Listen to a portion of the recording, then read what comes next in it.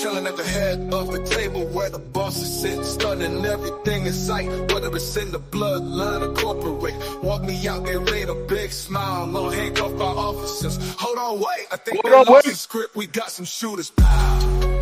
It's off the hip.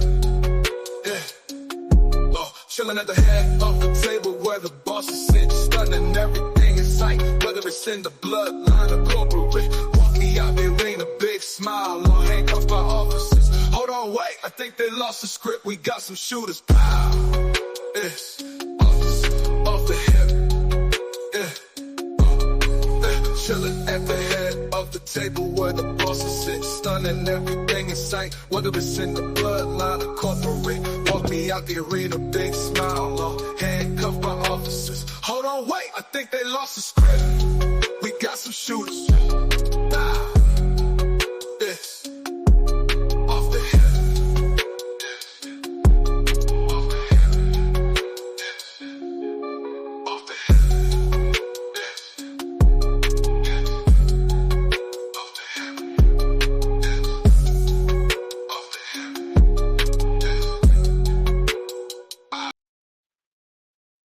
Yes, sir.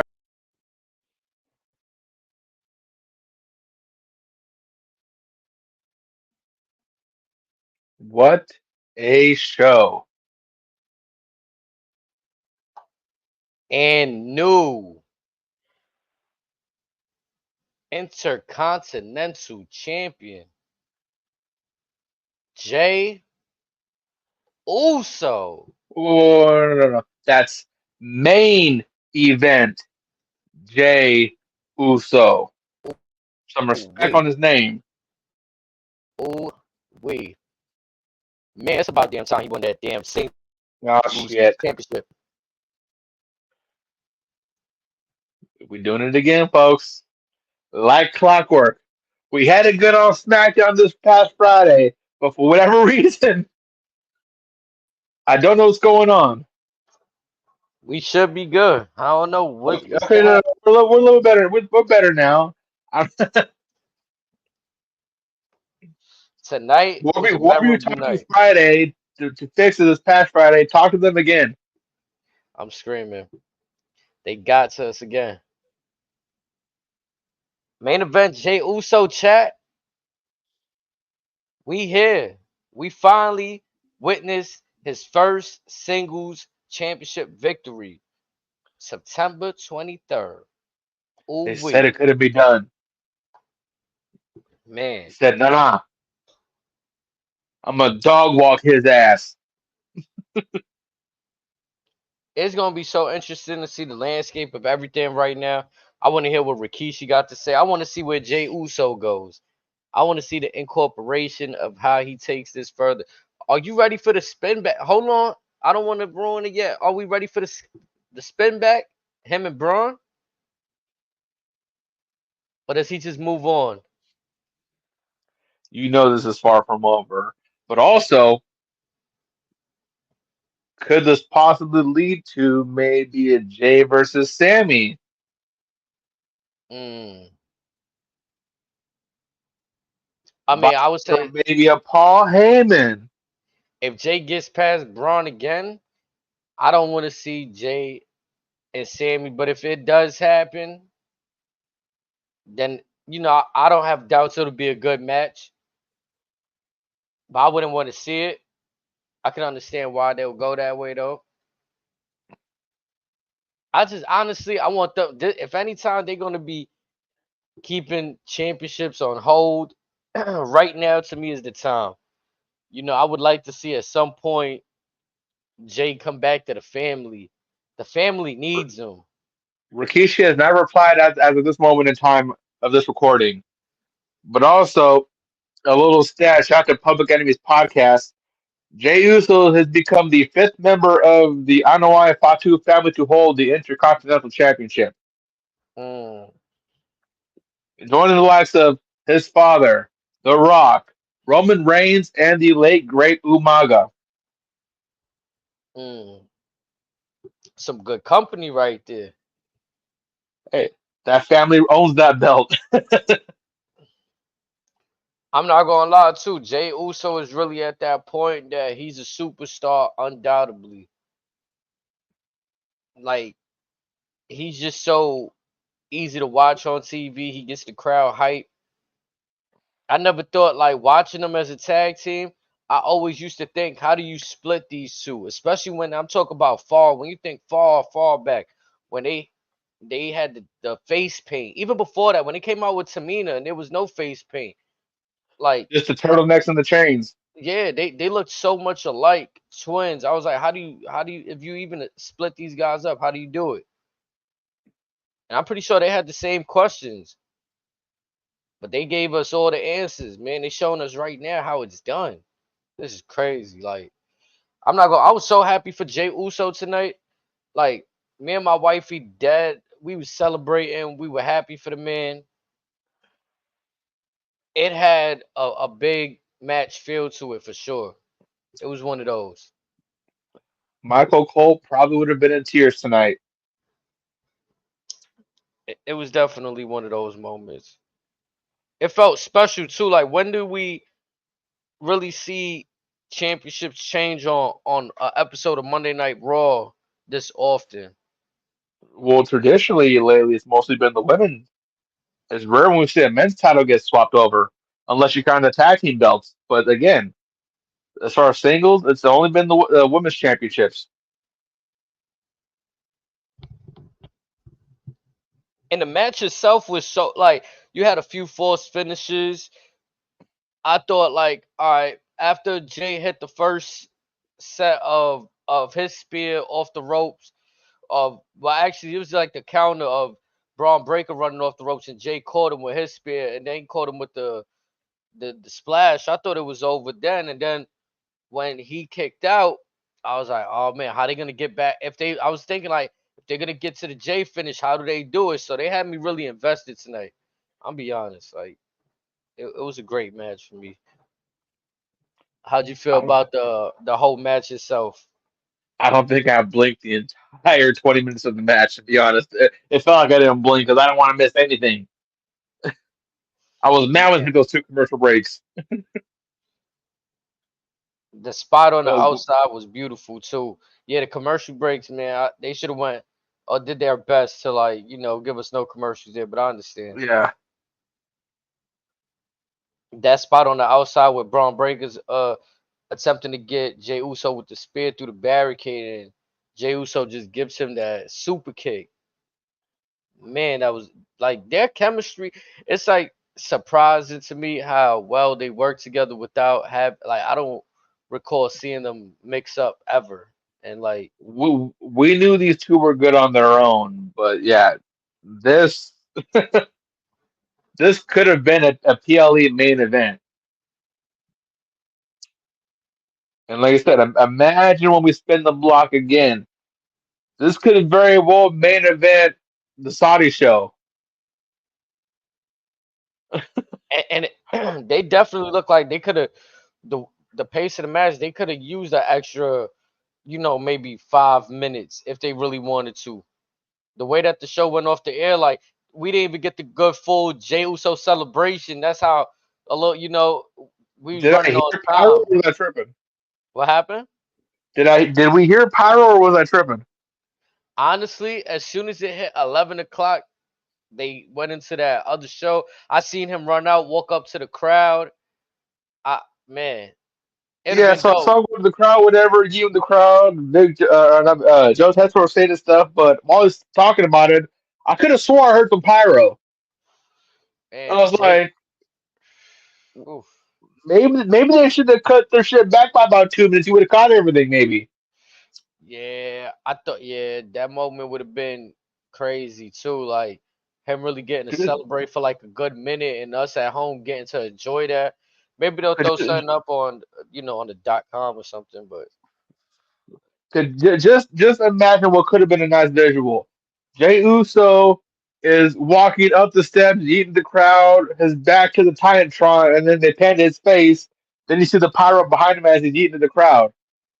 mm, Maybe catching Braun walking back to the ring or walking back up the ramp, knowing that he lost. Just all that as a whole, that would have been something. Yeah, that and then it felt a little rushed, but I also enjoyed it because there was a sense of urgency. Like when Jay Uso put Braun through the barricade with the spear, our immediate thoughts was he got to get him back in the ring. When And then, he hit that spear, oof, and I looked at the clock, I'm going, there's no way. yeah, it was Like about what 10 minutes there's no left, right? way. Like Yeah, it dawned upon me, like we doing this? Like what's going on here? they really went down to the wire with it for real because, like you said, And at then that moment, it was only and about then 3 minutes left. and then Jay gets him back in the ring. I felt the hairs come up from my arm. Like I'm like, what's happening right now? Like then you see him go to the top rope, hit the splash, get the 1, 2, 3, and I was in disbelief. Like they did it. And I also enjoy how throughout the match, this is Braun Breaker's claim to losing every time. He gets ahead of himself. I forgot the second moment, but one of the moments I caught is he could have had Jay for the pin and he started doing push-ups. He did the old Scott Steiner thing Yep. So it's like already playing with his food, and every time a competitor like him or Gunther underestimates their opponent, I like that storytelling. I'm gonna be honest. because again, it's the little things that make everything that much more memorable. Hmm. AEW, take notes. You're getting better at it, but again, this is a kid that's been in WWE for less than you guys have been around, and look at his progression. Yes, you can say it's in his genes, but someone had to get it out of him. Crazy. Like, it's incredible. It was Now, just a at this point, with the way tonight's show went, I'm not ready. I don't want them to go to 2 hours in 2 weeks. I know and it's you know September, what? but I don't want it anymore. And now I think it's gonna again what we talk about. It makes people things that we have right now. When people want it to go away, when we get to 2 hours, we're gonna appreciate the 3 hours of Raw. It's gonna start to feel weird to us. I mean, Not it's gonna ha- go back when they go to Netflix, but it's like now it's like I don't want this to happen. Like yeah. I feel like yeah, I'm gonna be left wanting more, but it's like you go to a restaurant and you pay for the appetizer, the main course, and they kick you out after you have the appetizer. It's like I'm not even full yet. Like, come on now. You know what? I actually thought about that. Like, what about the people that purchase tickets before the mention of going to 2 hours? Like, do they get any kickback? Any I like? mean, I mean, they might get more dark matches, maybe. Since SmackDown be getting a third hour, maybe they'll move the WWE speed tapings to when they go to Raw.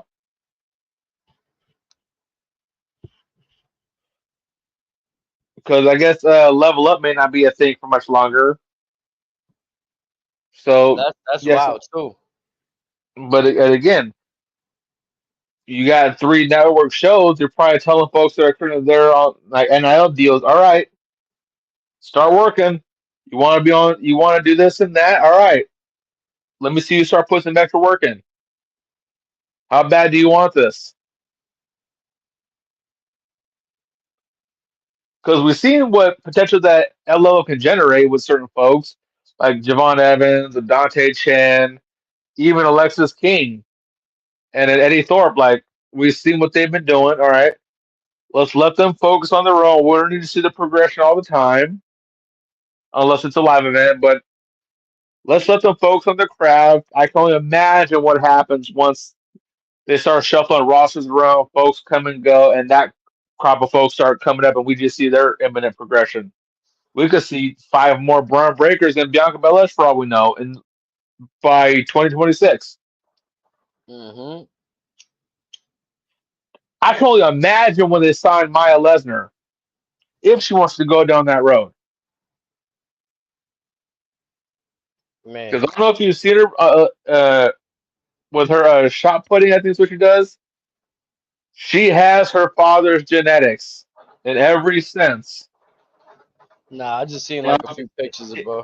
if she's also she's a little bit more soft spoken than him, but if she has his athleticism like we've known Brock to have, we will have a female Brock Lesnar before long. And just imagine we get that versus the Charlotte Flair. Mm.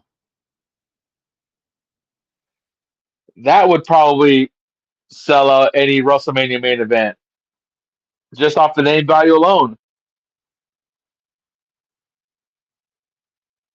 I think it would. I said, like I said, WWE's in such a good spot right now to where, yes, they have the Netflix check already in the bank, but with what they're capable of doing, especially with the NIL thing, so they got milestone in college. WWE can call it any day and say, hey, we'll pay this much on an NIL deal. So whenever you graduate, your dad knows me. We've done business together. The door's always open. Yeah, that should be a layup for real, right there, anytime. Yeah, Tonight but though, Raw was exciting from start to finish. I mean, like we were speaking about it on the pre-show. Like we had Braun Strowman and Bronson Reed opening up, interfering in the beginning of Dom and Liv arriving to the arena. They're continuing their brawl. Dom Like got the pawn now, folks. Just like his man, daddy Eddie Guerrero. man, I'm not gonna lie. They pulled up. It was vibes. It felt real vibey today. Like seeing them still together. Like I want because for me, I had questions going into this. How long could they keep this going? And yeah, they keeping it going just fine. Dom is still Right. playing this role very well. For me, it was always I always seen Liv like even when she was with the Riot Squad, like she had the like a little Harley Quinn esque kind of vibe to her. So the work she's doing And is we amazing. also saw it in her beef with Ronda too. Yeah, so I'm not too surprised by her work, but Dom to still be engaged in this type of story for as long as he's been with Rhea and now Liv, it's dope. It's dope. I'm more blown away by Liv, to be honest. 'Cause like I said, yeah, we Yeah. saw the glimmers here and there, but to see it all get put together, like this, like we thought the Dom and Rhea connection was a match made in heaven because it gave us the Eddie and China vibes from back in the day. This pairing of Dom and Liv is essentially what I would have wanted should no, who would it have been? Should Seth and Becky have done like a Joker and Harley thing? This is what we were getting as far as a Joker and Harley Quinn type of gimmick. Should Hmm. Dominic further dive deeper in some of those charismatic antics? Now he's getting better, but I'm very excited to see where he goes in the next 2 to 3 years because he's got it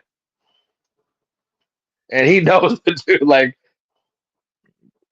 whether he's Eddie's kid, Dom's kid, like Triple H once told Randy Orton, the business is in your blood. The kid looks Hold like on. money on television. Hey, yo, I gotta say this. Listen. I'm gonna be real with y'all. I'm gonna be real with you, brothers. I am preparing for two of the most anticipating battles and situations of my career thus far. I'm gonna be real with y'all. I love y'all niggas, but I got a boxer fight coming up on the 2nd, and I got a battle that same week on the 9th. Right, big business, Hell bro. yeah. I'm locked in. Y'all know I'm always gonna be on the show. I'm always around. I just had to listen. Hold on. I had to come on to say this. I got looking for this. I got looking for this. I had to come on and say that. I just want to say this one. This Rikishi, this is specifically for you, my brother. You need to sit down and shut your mouth. Your whole family It's on Box Office TV. Your whole family is on Monday nights, Friday nights. The whole Talk to annoying him. family. What are you mad about? Your son, Jay Uso, the nigga you've been complaining about, has just won the Intercontinental title for Braun Breaker. What do you got to say? You're online tweeting Rhea. Stop tweeting Rhea. What are you tweeting Rhea for? Now you want to try to act like, oh, you're happy. No, relax. Triple H knows what he's doing. And this is what I want to say. We need to give Triple H, I just tweeted this. We need to give Triple H his flowers while he's alive and breathing. This is a legendary era we in. And this move tonight to have Jay win this title on Raw was special. It was very special. Did y'all hear the reception that Jay Uso got when he won this title? Man, Did you guys hear the reception that he got? That was some legendary shit. And Rikishi, what are you going to say when you go on your podcast, man? Oh, you knew this was going to happen? Within the crowd? You literally was trying to shit on a WWE brand and act like they didn't know what they were doing. That's basically how you came off, like bitter. Like, what are you doing, my son? What did he needs to do this? What did it real? Now your son he has finally cemented himself with his first ever singles gold title. And he won it off someone that we didn't even expect to lose it right now. Because Braun Breaker is an incredible talent, box office, the future, and Jay was the first nigga to dethrone him from that. What? Jay is the This fifth was man not, in his this was, family to hold hold on. the belt My too. speech was not written. This was not written. I didn't know what I was going to say, how I was going to say it. This was just a feeling.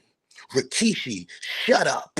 And I say that respectfully. You're a legend. Put your ass in people's faces. Oh, like nobody said nothing when you was doing worms and shit with Scotty Too Hottie. And then we didn't tell you to stop working with them kids, them nerdy guys, right? It was fun, right? You was getting a bag, right? Let your kids enjoy their careers. It's their time. Rikishi Roman show is will be out eating. tomorrow. Everybody's eating. Solo Sokoa, look at your youngest son. Look at him. Look at what he's doing. Stop worrying about Jay and Jimmy. Look at everyone else and look at their progression so far. Look at it. You talk about Jacob Fatu and they're moving too fast. Bro, Jacob Fatu already became a champion. He's beating the shit out of Cody Rhodes. Like, Jacob Fatu is incredible. It's nothing that he's been doing that looks like it's moving too fast or it's forced. Am I wrong? nah, he went well with that. So that was kind of like a little reachy Rikishi. I didn't get that. You kind of come off like you just, I don't know, what you on, Zempic or something? Are you on drugs? Like, but man, that segment was sponsored by Box Office. I love you brothers, man. Yes, sir. Love, buddy. It's all At love. Yeah, at the end of the day, man, off the fucking hip, I will be back with the brothers every fucking time, like I usually. But right now, I am locked in, man. They just announced another battle on this card. It just pushed me to a whole nother level of motivation. And I'm putting together some of the best shit I ever like prepared in my life. So it's not that I don't want to be on here, but like my focus, you know what I'm saying? I don't want to give off that energy. So salute to You good? everybody in the chat. Salute to everybody that's enjoying the show. Salute to y'all brothers, man. I love wrestling. You feel Salute, me, man? Brody. Jay Uso, nigga. Fire, nigga. Fuck we talking about Rikishi. Shut up. I love Ah! That just boosted mine. Hell yeah. Hell yeah. it. That drive-by announcement. I fuck with it.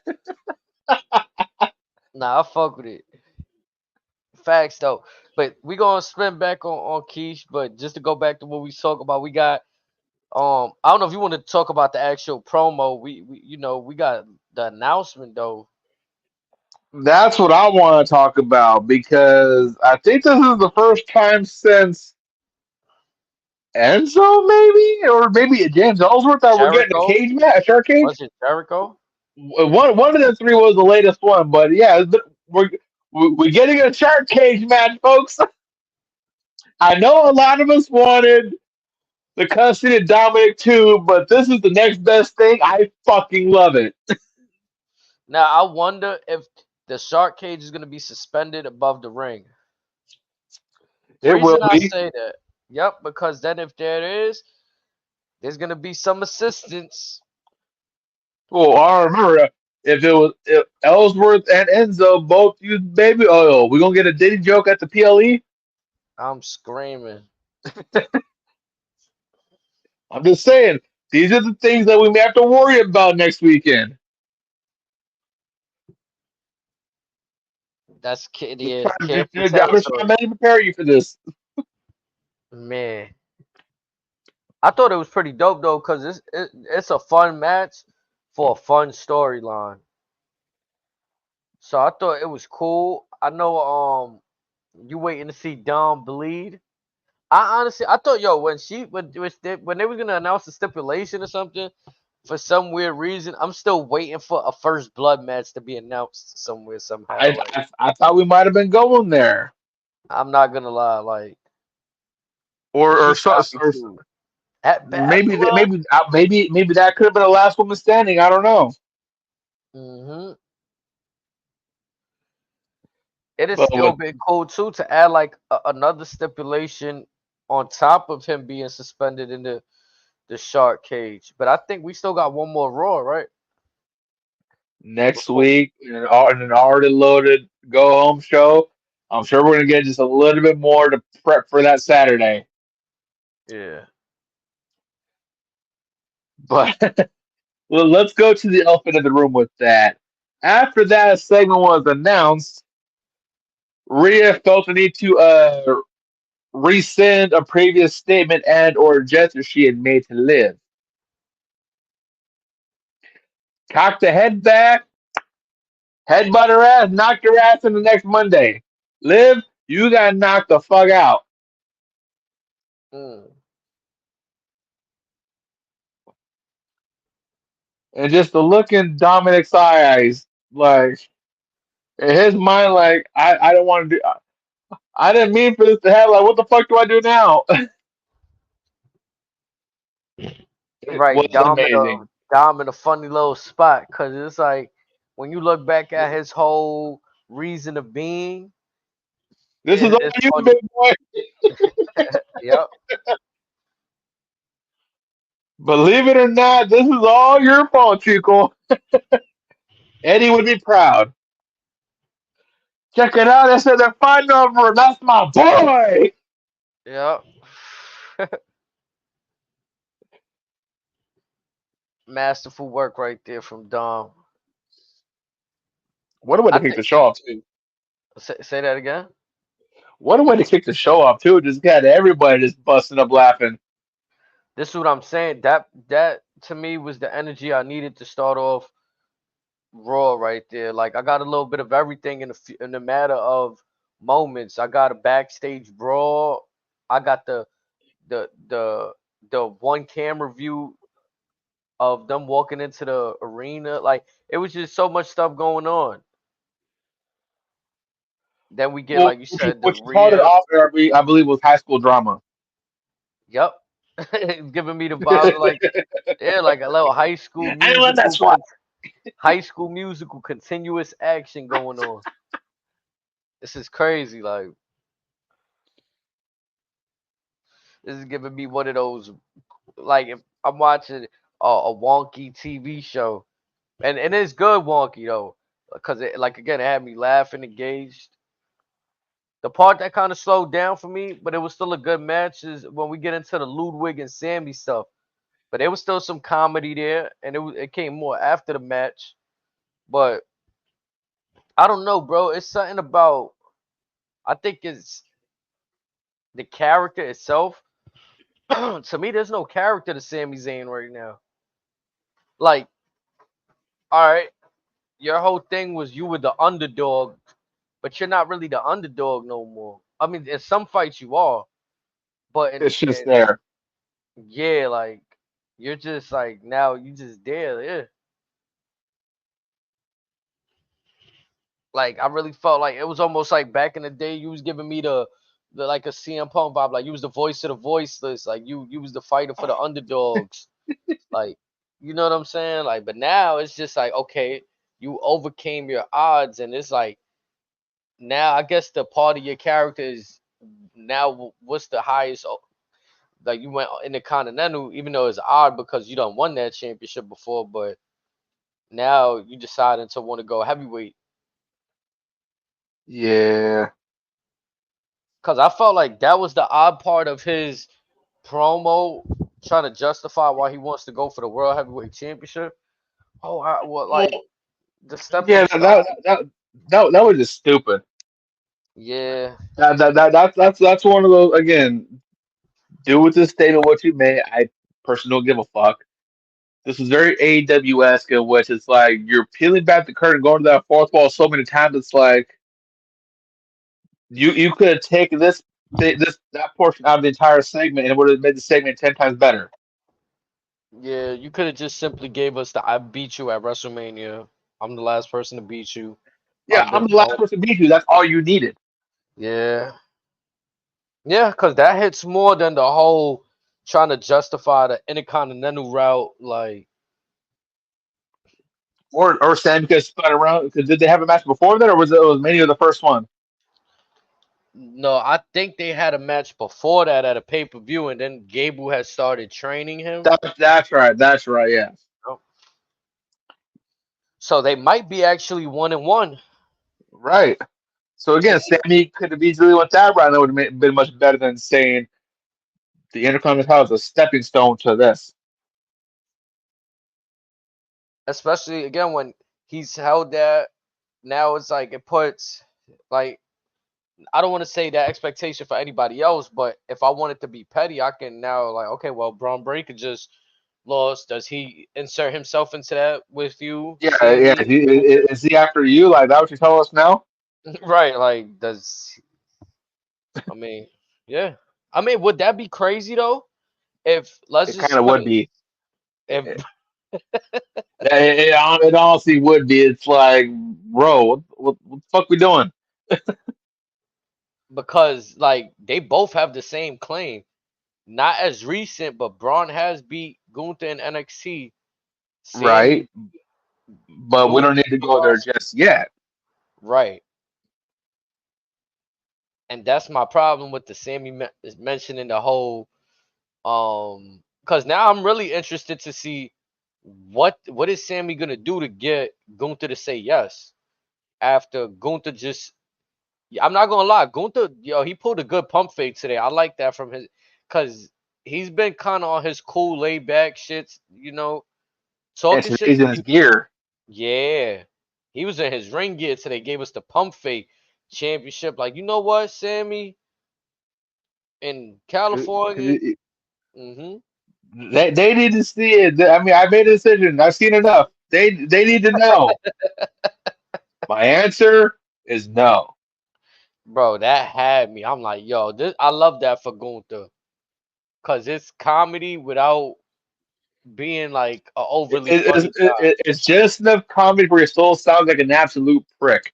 Yes, yes. Like you can still hate him. Like you don't gotta love it. But yeah, to those that find that shit funny, you're gonna enjoy it. And I really like how that pump fake occurred right Just there. that tongue in cheek, you motherfucker. Mm-hmm.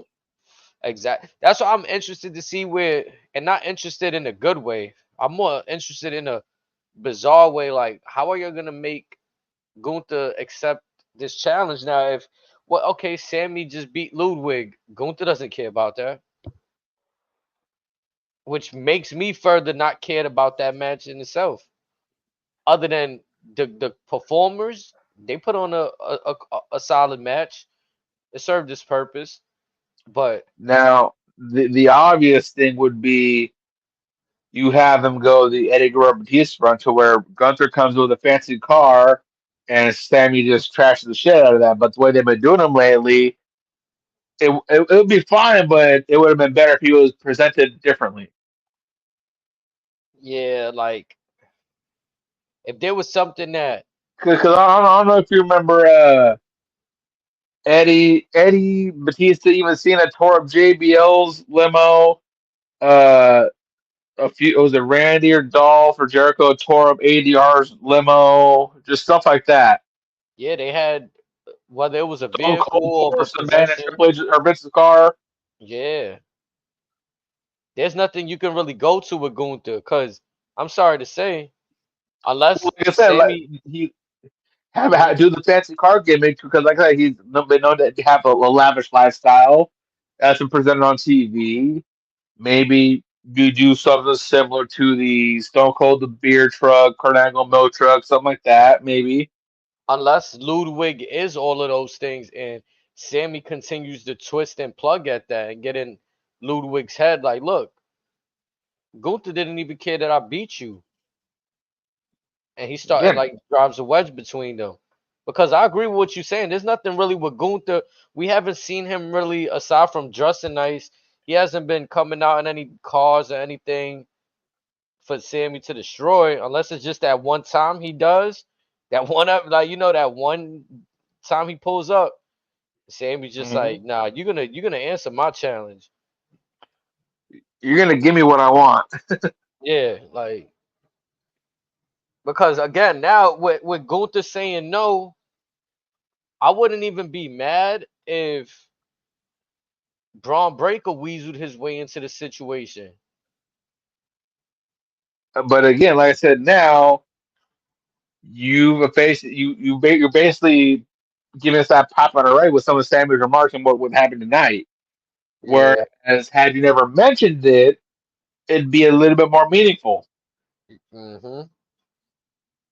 That's it's still going to be fine and good, but it wasn't needed at that time when you brought it to us. Yeah, it's kind of what. Yeah. Now I wonder if that's one of those bullet points that they gave him, or he kind of just like, Ad libbed it maybe. yeah, Well, could have been a little bit of both, to be honest. I mean, that's been WWE's rap with some of their scripted bullet points in the past. Sammy could have had an airhead moment, and Triple H is like, "Fuck it, well we're here. Oh well, right. Could have been one of those. Yo, they'll forget he already about said that. it. Fuck it." Yeah. Cause now that got my mind really turning to like I don't I hate to say this. I hate to say it. I hate to say it. But I think I would very much more enjoy a triple threat, or at least another fight. We see, I don't want to see a contender. I'd rather the triple threat between Sammy, Braun, and Gunther than just the one on between. Or hell, I, you can even give me the fatal four way match with Ludwig in there. I need to see Ludwig in there long before Braun. Long before Braun. Okay. Because you've already been hinting with this and this, and with some of the more hardcore fans are familiar with their history respectively, folks would be more interested in that than what's going on with Braun. That's why I don't understand why. I thought in my mind, I'm gonna be honest, I thought tonight would have been a good way to like allow Sammy to lose, and Gunther saying no is kind of justified, and we can Or kind of pull he could Sammy out that. Sammy could have won by DQ and it would have been fine. Yeah, It just didn't need to be a clean finish. that'd be the problem for me at least. That's my only problem. Like it didn't need to be a clean finish because it kind of dampens the situation with Gunther and it hurts Ludwig a little bit. Because say Ludwig lost by DQ, Gunther could have came out, talked his shit, fucked around with Sammy, saying, "See, you can't even beat him." And and Gunther basically no sold the match. Yeah, He no sold the match at the end. yeah. Nah, That's like he's so. still not Fuck. worthy. Yeah, That was a huck to Ludwig. yeah, he fell fire to it. But again, that could be the plan, which, if you ask me, is unfortunate. Do we really look at Luke like, all right? So my question, I'm gonna say this, respect to what Zami has done for us, but like I think Ludwig is at a better portion of where I like his character, and I might even say the in ring work with him. I think Sammy has just become routine go to moves, but there's nothing wrong with that. But at least if he's gonna be that, I would like some more charisma to the character, a little refreshment, rejuvenation to his character, or something. See, and I'm biased towards Kaiser only because I've always been a fan of that European style. Yeah, Sammy does well with that style, but Ludwig's always giving me that what if thought. So it's like I want to see more of him. I do too, because in a weird way, he get like I can't pinpoint whose cadence he has, but he has a We want very to see unique more of it. cadence. Yeah. Yeah, No, it's for real, very yeah. different. Especially in the wrestling world, it's very like you don't see a cadence much like his or Gunther in the U.S. wrestling landscape. Like Regal wasn't even like this. Nah, Regal felt more in WWE's landscape. He felt more of a character. Like with these guys, this feels authentic. Like I feel like they're not even doing much to, like they just going out there and being them for real.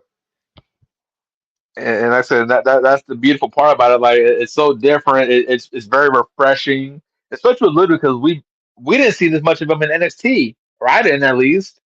And the more we see him more in the last 3 months than we've probably seen his entire tenure in WWE.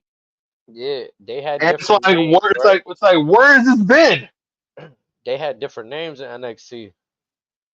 Even then, like some folks saw very small glimmers in WXW in Germany, but even then, it's like we all knew he had something there, and now that we're seeing even just the first year of it, it's like, why have you been hiding this? Why have you kept this from us? Yeah, and I think it's because Imperium that I remember, they had the 4 members, then it trimmed down to 3. And then when he has the tag team with him and Vinci. Giovanni, yup. I felt like they didn't want to allow Ludwig to outshine him too much. But when they started letting him talk for Gunther, I think that part it really took off for him. So you want to know what my theory of what start taking off for him? I don't know if you paid attention to their old entrance, but when Gunther would drop the jacket, he would just catch it out the fly and spin it around in a weird way. It looked clean the way he did it, Oh and yeah, yeah, yeah, for it sure, was bro. always That the was same crazy. time every time. Yeah, again, cadence. He was doing shit, little nuances that, like you said, it's rare, unique, things we ain't see before. And to me, I paid attention to things like that. I'm like, nah, like they chemistry with whatever it is that they doing right now. I don't know if this is planned, off the cusp, like whatever. This shit is, it works because I know And exactly what you you're talking know about. this Yep. man, like he was born to be a star. Even when they used to put their arms behind their back, they used to do that shit synchronized. Like I used Hmm. to be like, how these dudes do? Like you usually don't see that everybody moving in one like that. Like I was like, nah, these dudes is really like they moving like that. Yeah, and like I said, with Gunther and Kaiser, they've been joined at the hip for at least 15 years. They broke in together. They traveled the world together. They made the WWE together. Now I already know that like a duo like that that's been around, it'd be like so fire to see them go at it. You know what I mean? Because their chemistry when they actually dance is gonna be magical. And I'm surprised that I haven't even seen. I can't even recall too many matches that I've seen Gunther and Ludwig actually tag with each other. But I like that because this is one of Mhm. those duos or If they groups. have it in WWE, you could probably count them on one hand. Yeah, and I like that for them. I like that for them. Talking about tag team, this is a random thought though, but I see people want to see JBL and Jeff Jarrett, Take my money. the last outlaws. That's what they're trying to call them. Take my fucking money. Man, that'd I be don't think fire. they haven't shared a ring together in well over 30 years. Yeah, they said the last time was on like 1998 episode. Probably a Raw. Yep. That yeah, so yeah, almost 30 years they have not shared a ring together, and those two are very talented on their own. Jarrett, even Bradshaw, like they've seen it all, done it all. I would love to see that. And if it's in Mexico, I need to hurry to get my passport. Nah, that's fire. I need to witness those two teaming together in person.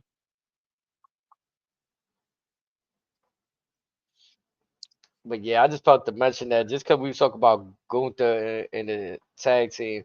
But yeah, just that was the only portion of the night that for me that I just like, oh, Sammy and Ludwig, but then Gunther made it all right for me with just denying him once more and how he did it. You know what I'm saying? It didn't save it entirely for me. I still stand by this, and I'll die on this hill. It did not need to be a clean finish. Yeah, I'm not. I thought personally, again, I'm gonna double down. I thought Sammy was gonna lose. He should have lost just to Or validate everything. making it win by DQ to somebody that's not anything but a clean finish. Yeah, the clean was just they doing Ludwig dirty, man. And he took that clean finish to LA Knight, which that was for a championship. But then you just losing to Sammy over here for nothing. Not even for the good honor, because Gunther don't even care. Yeah, because I said, say Samuels or Ludwig's gonna lose moderate clean, whatever. You could have Gunther come out, talk his shit to Sammy. Ludwig gets snaked by a Ludwig kick, and then you further tease us with Ludwig versus Gunther.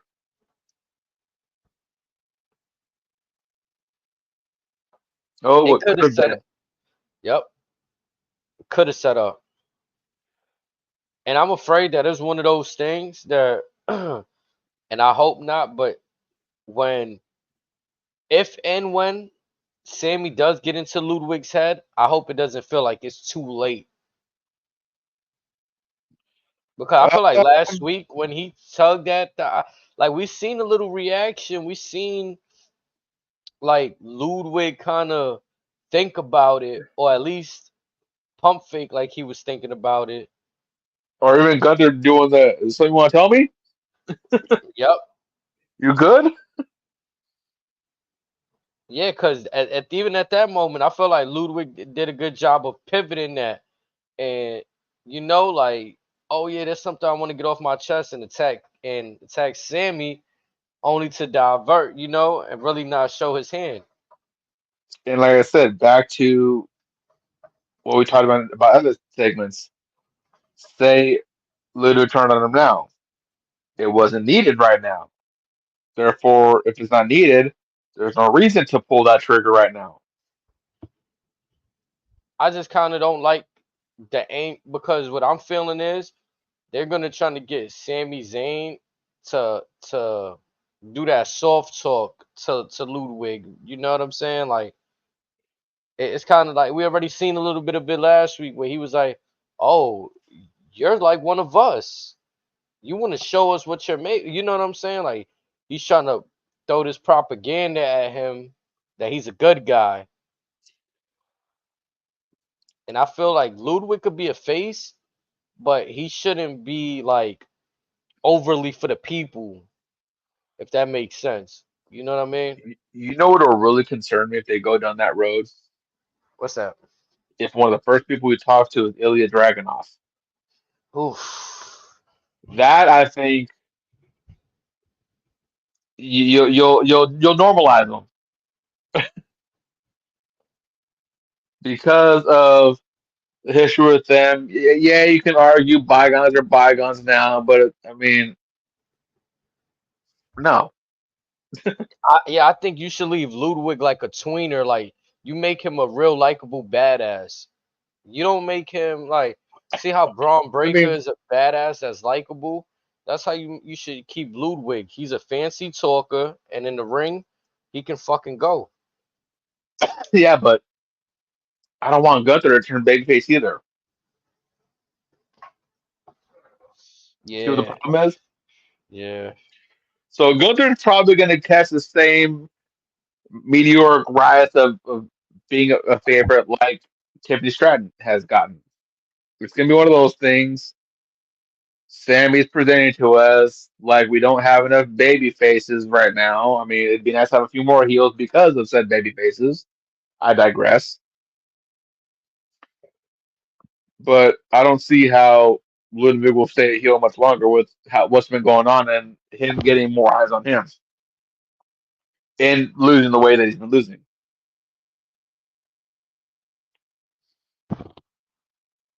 That's what I'm saying. Like with Ludwig, it might take him a while right now, which that's okay. But at the trajectory of this, I think I would have preferred to see Ludwig. I bet she's a Just, baby face before Crown Jewel. I mean, again, with how things are happening right now, I feel like Sami Zayn's gonna get into his head. But I'm saying he'll be a baby face in 2 months, hmm I could see it. and that's not very long. I feel like they already started planting the seeds for it. And the crowd fucking popped for him, man. You heard that pop when he said, "Yeah, there's In something I want to Berlin, get off my." No, or, yeah, or last week, even that too. Yeah, even that promo too. yeah, he came when Gunther asked him, "You alright?" And he's like, "Yeah, there's something I want to get off my chest." I felt like the crowd popped for him. I'm like, whoa, like I didn't expect them to react that way for Ludwig The at that crowd's like, moment. "You have my attention." Yup. And then he went on to beat up on Sammy. So there's definitely some legs with Ludwig and whatever they want to do with him. I just feel like the Sammy stuff, it just feels a little forced to me sometimes. Like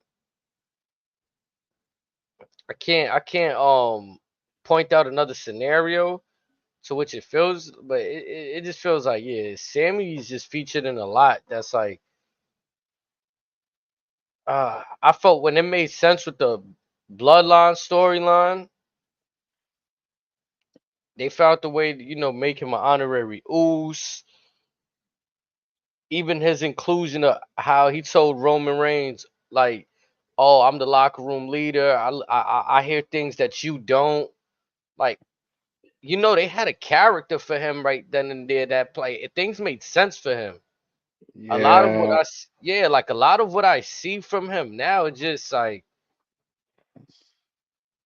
okay. Let's put him here. How can we use Sammy? Okay, we're gonna put him here. No, let's put him here. No, we're gonna throw him here. Like, I don't know, man. Well, maybe he's not meant to be a lead guy. Yeah, I don't know how familiar you are with his stuff as Generico, but he was always one to follow Kevin Steen's lead or everyone else's lead, never Billy be the guy to like take charge of stuff. So I mean, that could be it. He's meant to be a number two guy. and I'm okay with that. Yeah, I'm okay with him just like, and again, like when he's used in the right setting, right place, I don't see a problem with it. Again, he had his moments, two WrestleManias back to back. I don't think we need to have another Sami Zayn Oh, no, no, dethroning Gunther two moment. marquee WrestleMania matches back to back Yeah, years. like, yeah, not just right, like not just One of them slouch. was the main event, if I'm not mistaken. Yeah, because he went a few years ago from wrestling Johnny Knoxville, which wasn't I mean, I thought it was entertaining. Like you could go the little whatever match they did with him and Johnny Knoxville. He went from that stuff to winning championships. Like, To main eventing WrestleMania, winning the tag team championships, to the following year winning the Intercontinental Championship in a marquee match against WrestleMania against arguably the most dominant guy that WWE has ever had. and D Long is reigning Intercontinental champion, right, at that time or That too, to date. yes. To date, yep. The most or the longest running guy of history.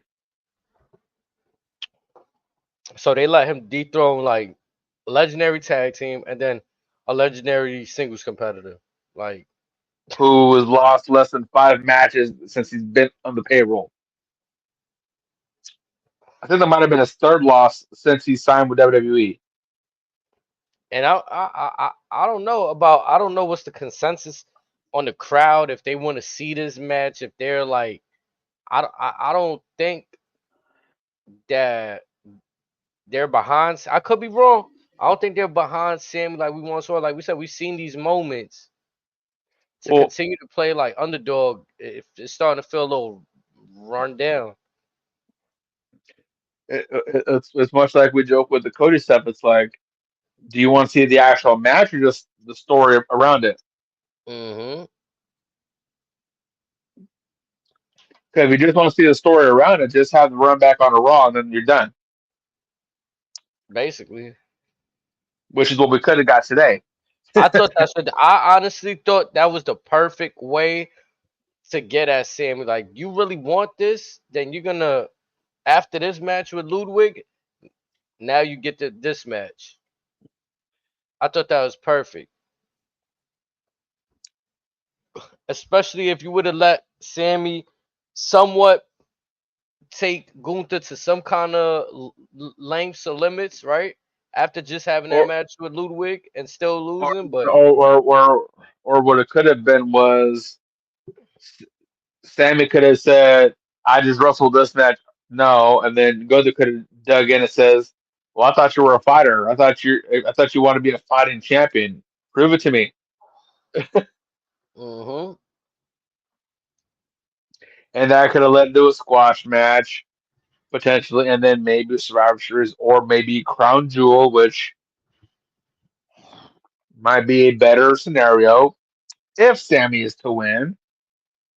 Make that either a 2 out of 3 falls match or something like that. And I'm be honest, I don't even want to see a best out of three between them because it should have not even got there. It should have just been 2-0. Gunther should have beat Yep. him twice.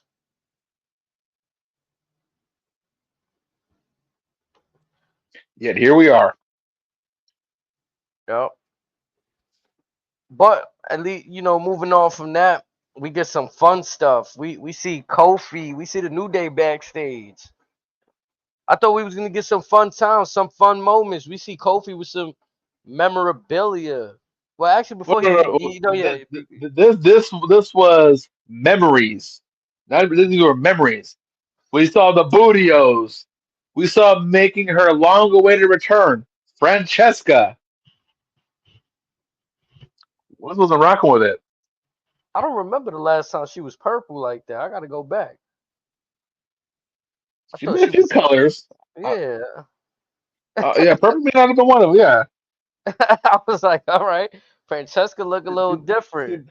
this is why I didn't give a specific Francesca number. Because remember, Right. Yep. that's all I just said. Francesca, just okay, just cover the bases. Yep. And I thought it was interesting, like, to see that. And Xavier, he kind of no sold that, like, yo, that's cool and all that, but this is the problem. We gotta lock in. I really like they little back and forth here because now we might see the implosion of Xavier Woods. Like, we thought maybe with the little pivot of Odyssey Jones, he got released. So maybe they kind of have to. No, they don't have to, but maybe they choosing to go away from Kofi had side plans because now we seeing Kofi say, "Oh, you want to be the quarterback? Go ahead, bro. It's on you." We're back to what I've wanted since day one when they first teased this. The I love implosion. it. Woods, come to the dark side. Fuck Yeah, all that noise. yeah. It's seeming Let that him know way. you him. It's definitely appearing that way because Kofi is giving Xavier the keys now, and he's letting him know, like, "Yo, it's on you, bro." And that's when we get American made. They just come through the Creed brothers. They laughing at Xavier. Like, I thought it was pretty funny because they kind of just shitting on him, just trying to be serious. I And don't know what note Brutus hit when he yelled out nerds, but I thought that was the greatest shit I've ever, one of the greatest sounds I've ever heard. man, I'm not gonna lie, that team American made, they're just like they're money. Like, they really Hmm. give me. I'm not gonna lie. I dare say they can be better than America's great Kurt Angle scene. They are far from Haas and Benjamin. Pump the brakes now. They might be. I don't Kurt, remember. He didn't mean that. No, and Kurt and them as a trio, fine. But I mean, like Gable, the way Gable is just, I don't know. They all work together well. Haas didn't really talk well on the mic, so How it was dare just you? like, yeah, nah, he Did wasn't you good. not watch Charlie Haas's work when he was stuck with Rico and Jackie? Man, you know what I do remember from Charlie Haas? Him coming out doing the whole gimmick, everybody's gimmick every week. Man, he That was too. doing, yeah, that part. Oh, we He was Sandow before Sandow. definitely was. He came out as Hollywood Haas Hogan. Man, that shit had me crying. He was out there doing everybody's stuff. Now I ain't gonna lie, I really do think American Made might just be better than them. There's something there. There's something there. Yeah, and it's just a different dynamic. Like the way they just seem to bounce back from that Wyatt feud. Even the way Chad Gable today, he just kind of disrespected them freak family. Like, you Hmm. know what I'm saying? I'm surprised. Like, he just came out that feud like nothing. When they so a part of me feels that now. Okay, now me personally, fuck that. Me personally, I wouldn't have Gable and Uncle Howdy lock eyes again till the Rumble because those two you might have something by Mania. I'm not gonna lie. They I need to kind have of like a wouldn't mind buried seeing that alive at match. Mania season, that one on one. They need to have a buried alive match. Again, anything at this point, but it's like you let this marinate long enough, you might have something come the springtime. Mark my words. Yeah, cause Gable, he on his bully. I'm not gonna lie. I feel like he's come out on top in the last few months. Like if I could give an assessment of anybody on the roster, I like how I was just saying about Sami Zayn, how he feels stagnant, his character. I feel like Gable's trying Gable something new. has he. Oh man, He's trying some stuff that's new. He's thinking outside the box, as well as staying within his comfort zone, and he's knocking it out of the park. man. Cause I feel like it was that point where, like right now, he's starting to wear suits and stuff. Like Hmm.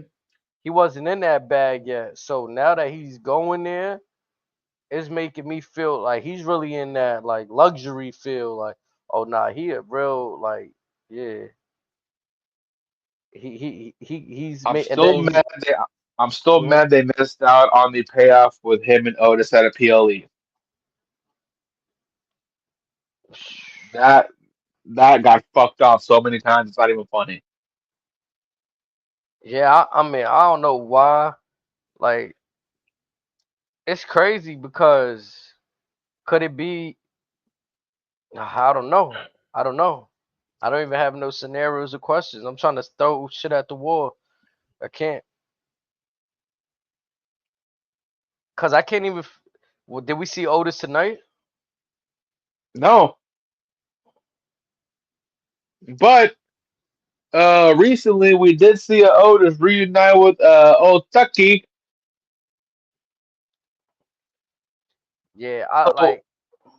and Tucker's currently a unsigned free agent, so hopefully down the road we might get a heavy machinery reunion. Maybe, hopefully.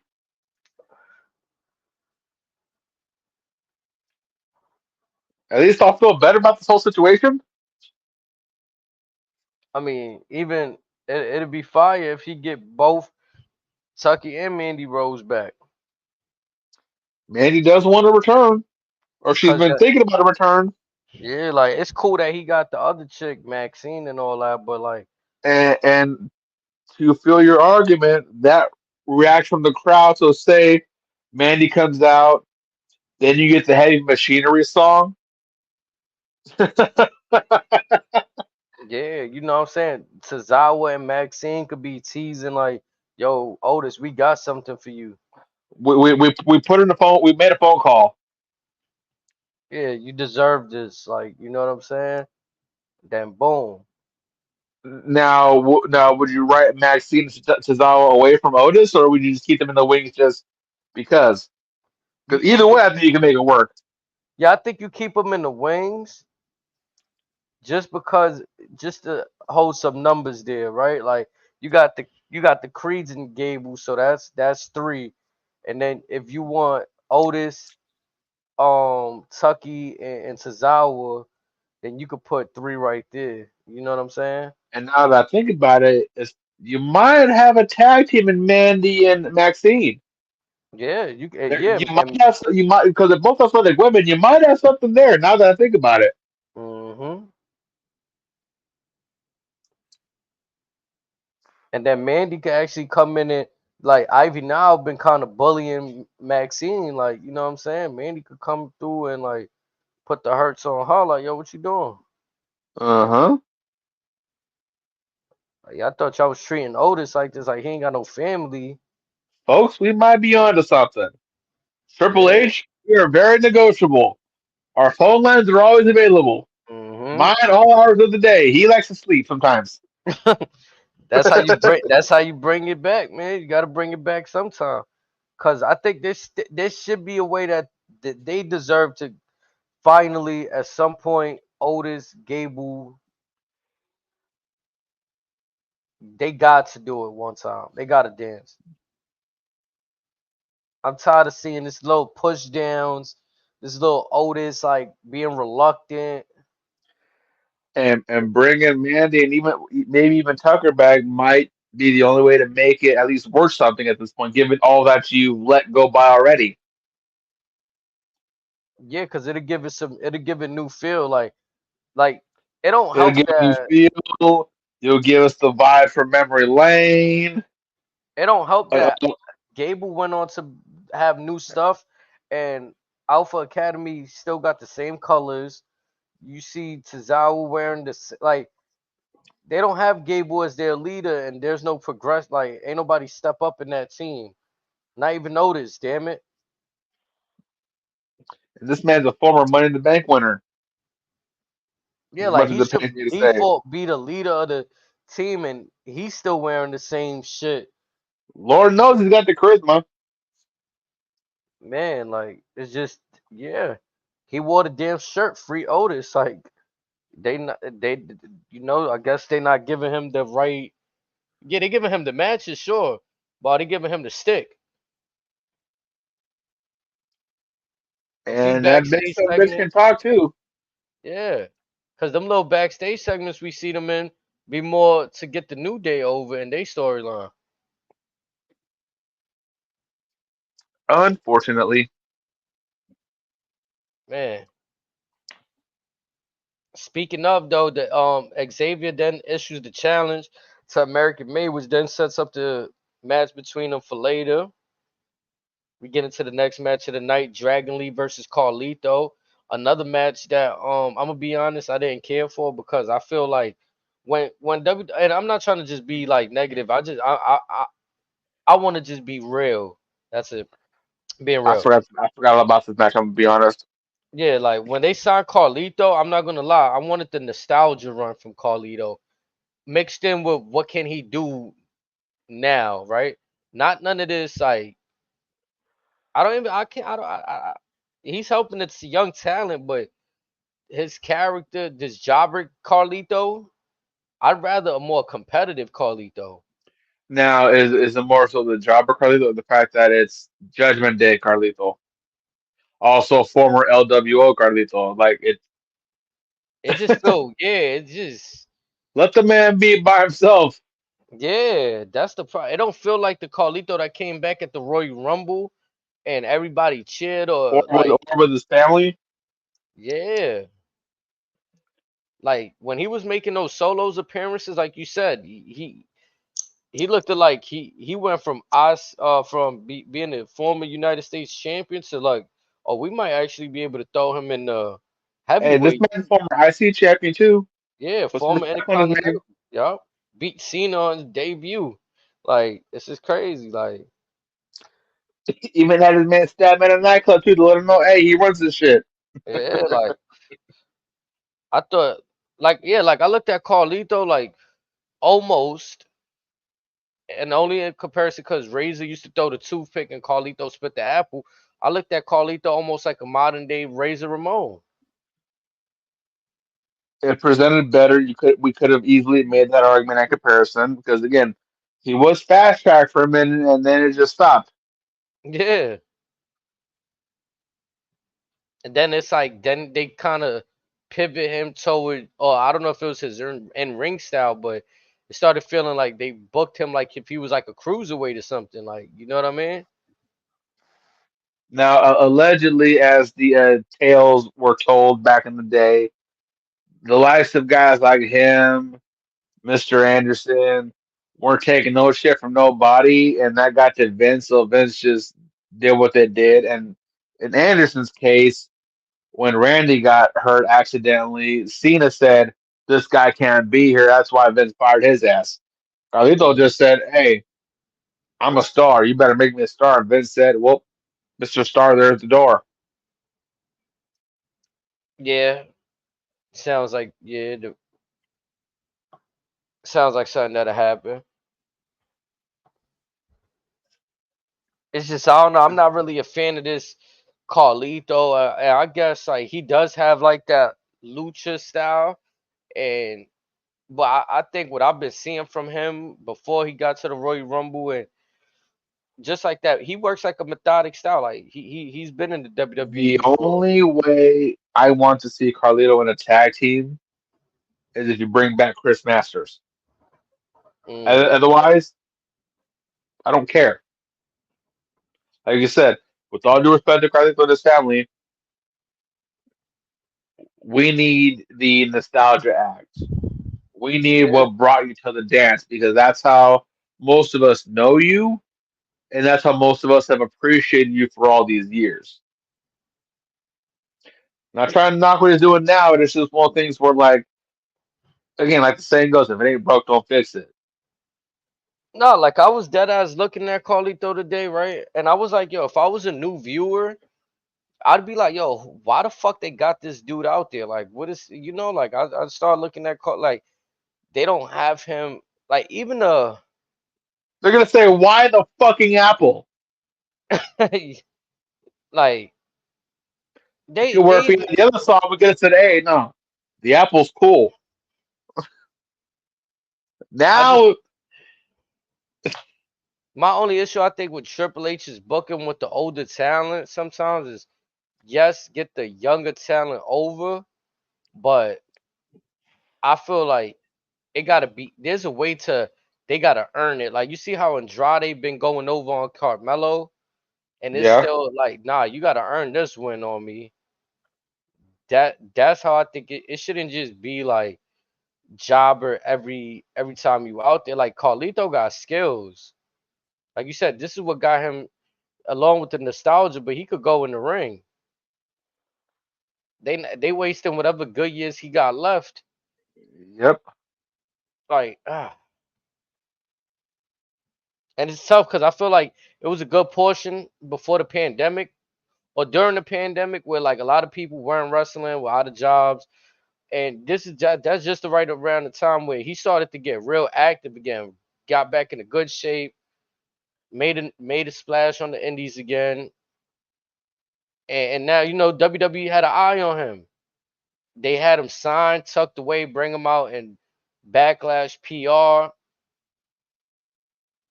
and all that to just like you said, be part of the LWO, be part of Judgment Day, which they I guess is them trying to find shit for him, but ah yeah, There were better avenues to go down. yeah, I would have very much well just been I see because I feel like the only reason he felt fired to that shit is because the whole LWO shit they was putting all the Spanish people together, or it felt like they was putting all the Spanish people together there, like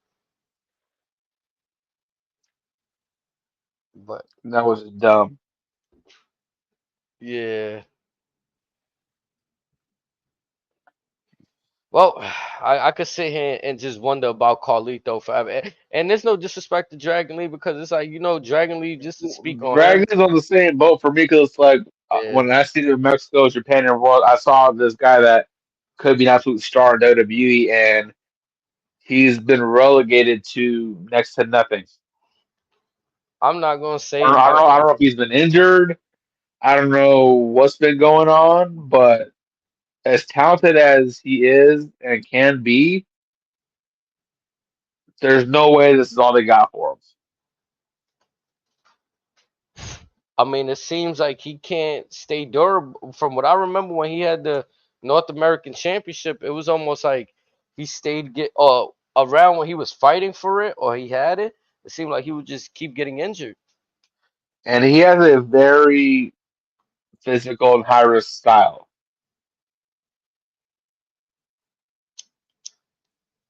So it makes me pose the question.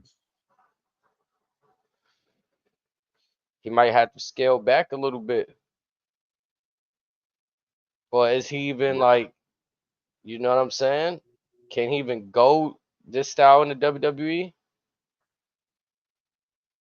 Well, I'm sure he can. It's just if if Ray's there, Ray should probably try to help him from himself.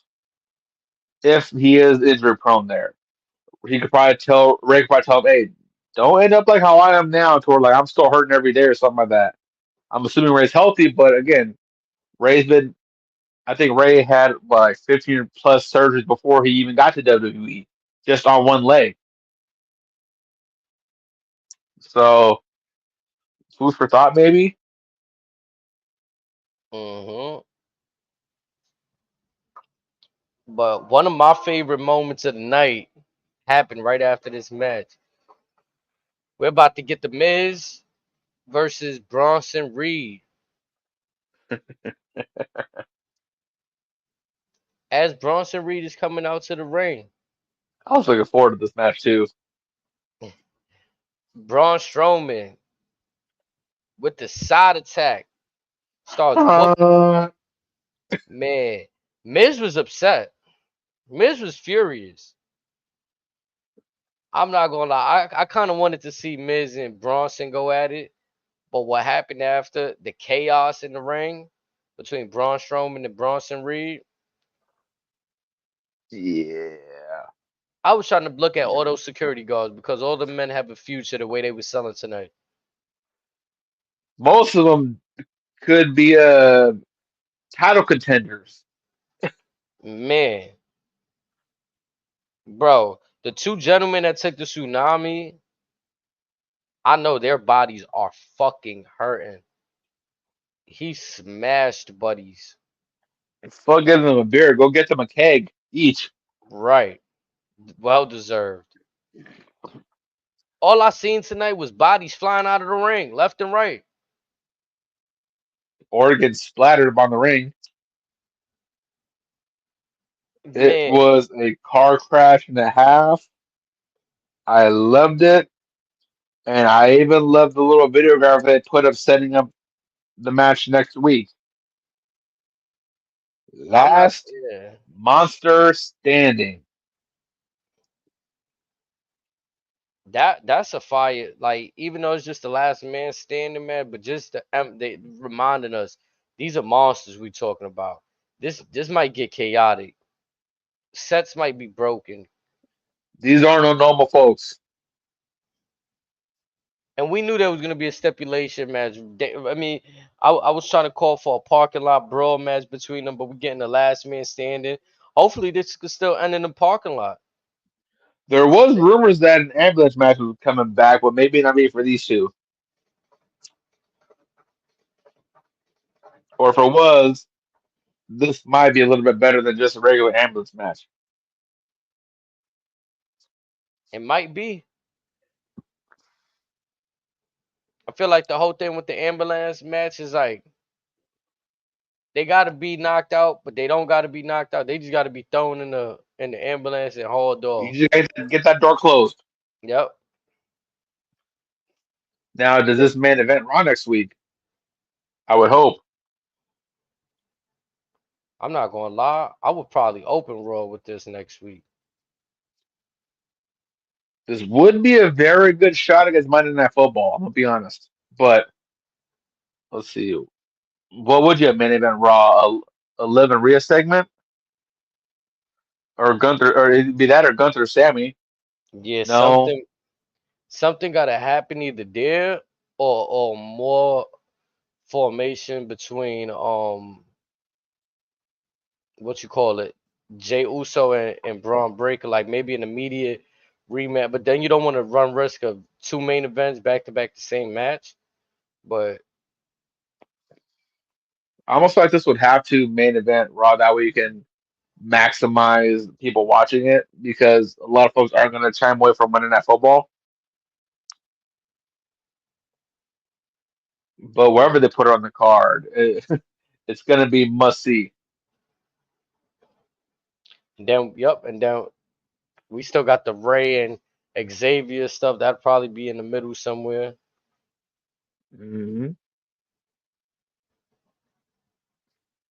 Yeah, that brawls between them is. I didn't know That's it gonna was gonna be. be that entertaining. I thought this would have been like a 2, maybe 3 week program. That's it. We're what, almost 2 months in, Mm-hmm. and just think all this is to ultimately set up Bronson Reed versus Seth Rollins. I'm here for it. Bronson is getting put through a ringer. Yeah, I'm kind of glad that they was able to stumble upon like this Bronson Reed and Braun Strowman scenario because I was kind of disappointed to see Bronson Reed go backwards after he attacked Seth Rollins, and then just next was R-Truth and Miz, and That's what I you was know, saying. Him taking out Truth, like that's what really took us out. Like, come on now, like Truth really. yeah, that was just like anybody could have took out Truth almost, like except for maybe No, why would he JD. take out Truth? Truth would hurt the butterfly. Yeah, why? Yeah, You could have went and grabbed Hornswoggle from the ring, probably would have cared. man, I didn't get to hear Drew McIntyre's promo, but I Oh, seen he, that was amazing. That yeah, I was gotta fucking go. amazing. I seen he was cut, and I had to go do So, something. so Drew. Let me paint the picture real quick. So Drew was recanting Punk Paul from last week, stating like, "Is he prepared to die? Is he prepared to do this? Is he prepared to go to see Punk in hell?" And Drew says, "Whoa, Punk! For the first time, you're being truthful for once. I'm proud of you." Now, and he even goes down the whole of his history with this stipulation. He goes, "I've been in Hell in a Cell before. I never wanted to go there ever again. It's done stuff to my body that to this day has still never recovered from. My wife begged me to leave you alone because of what you have done to me. But I need to do this." And he kind of went a little while after that, but basically it's like he needs this. He needs to put this away. And just again, if Drew's not, I think Drew might be the best promo in WWE right now. Who's who's better than him on the mic right now? I'm not gonna lie, Drew's a beast. He's He has found a certain stride that has just been incredible. taking it a step further too. He be cooking on social media on the fly, like he's taking photos with random people when he see them. He's been on his witty shit. This, this is Drew McIntyre today is probably as close as what we're gonna get to maybe a Roddy Piper or a Jake the Snake Roberts back in the day. Like he Drew just is took that that good. photo. He just took that photo with Jungle Boy Jack Perry not too long ago. He was writing to that girl on Twitter that wrote that made the bracelet. Like He's he been knows how to make some money out of this shit. Like he has been perfect. he tapped into that next gear. I'm not gonna lie, and this is why to me, I think a lot of the younger talent, it's okay to strive for more and all of that, but they gotta be that gear that just is it's reached, it's hit, and when you there, like if you work hard enough and you get there, it's gonna hit. Because I think at one day, I think Drew literally just woke up and said, "Fuck it, I'ma just troll." Like that's how it feels. Like he woke up one day during this CM Punk rivalry Oh, and he said, been like this all last year too, before Punk. yeah, but right now it feels like during the whole last year, it felt like he was complaining with the Seth Rollins thing, and yo, you should face me, and I wasn't really a fan of that. This though, He was this aside from the savagery personal blows, it's basically been the same thing if you think about it. If you want to break shit down, and how so? Drew, even much with like the blow stuff, he felt like stuff was taken from him. In this case, Punk took his spotlight. Roman took his title opportunities. Randy took his shine back from his return. It's all the MO's been the same. It's just everyone's like Seth touched on with him back in the day. Like it's always everyone's fault that Drew McIntyre can't get the job done. In this case with Punk, he thought it was a one and done. Punk said it ain't over unless I'm still breathing. Fast forward to now, Punk is choosing not to leave us alone, so that's why they're having the stipulation. Drew tells us that his wife was begging to leave this shit the fuck alone because he's going crazy over this. Once again, Drew is blaming others for something that is easily resolved.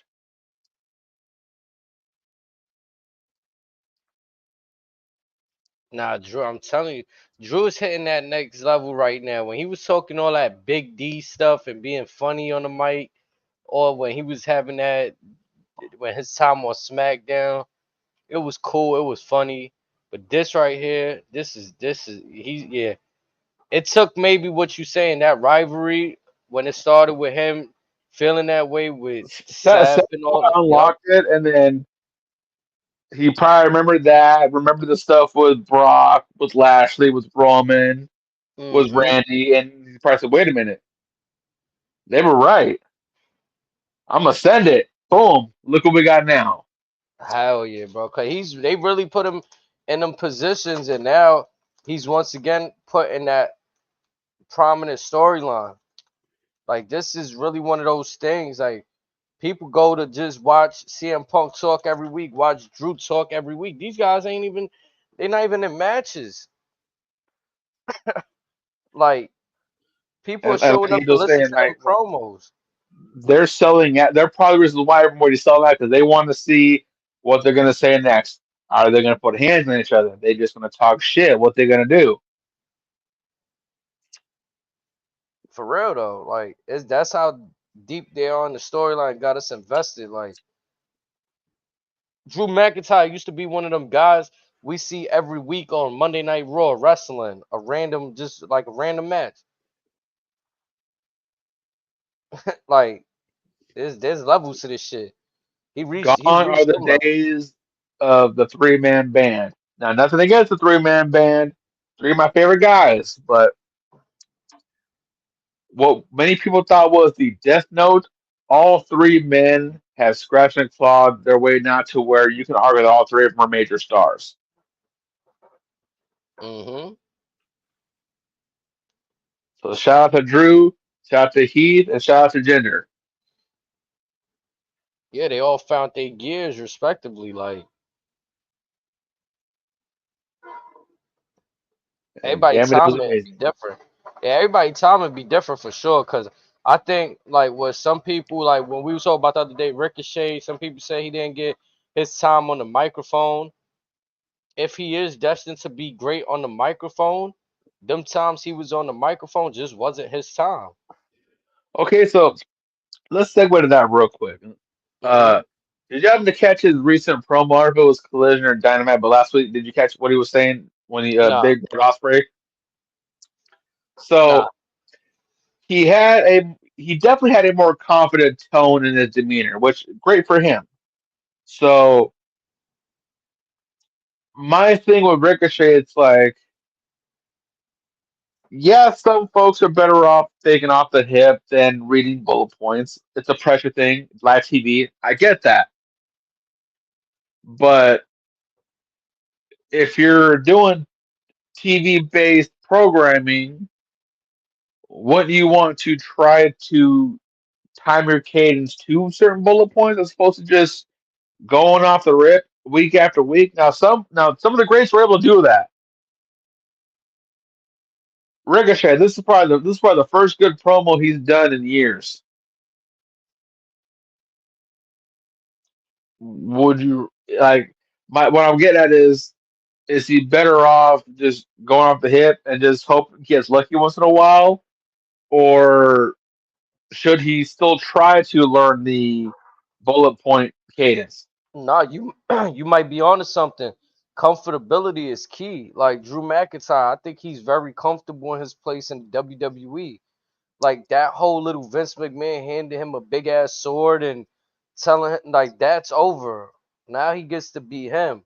And if this is what Ricochet feels like, he don't need no that big magnifying glass on him, and he could just come. Then that might be what he needs to be a better person on the mic.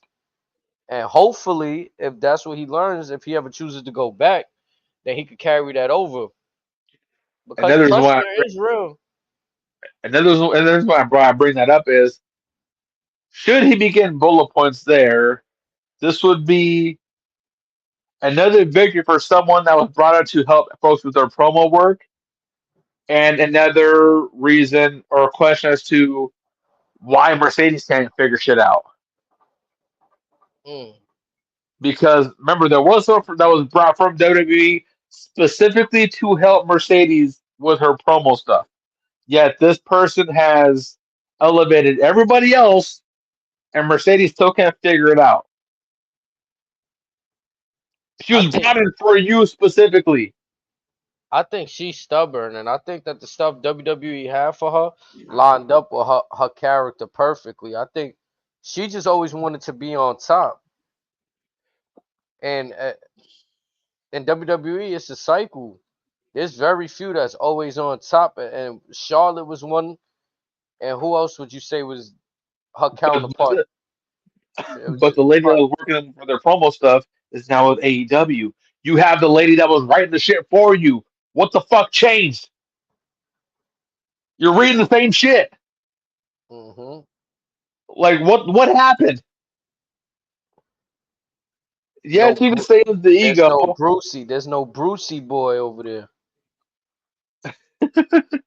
I mean, But we got to really dive into is Bruce Pritchard really as valuable, or who's giving the clearance on some of these promos, right? Like who really gives the okay, the last say on what's gonna get said on the air? Cause the Cucamonga kids probably right, like because that's who riding buddies are with.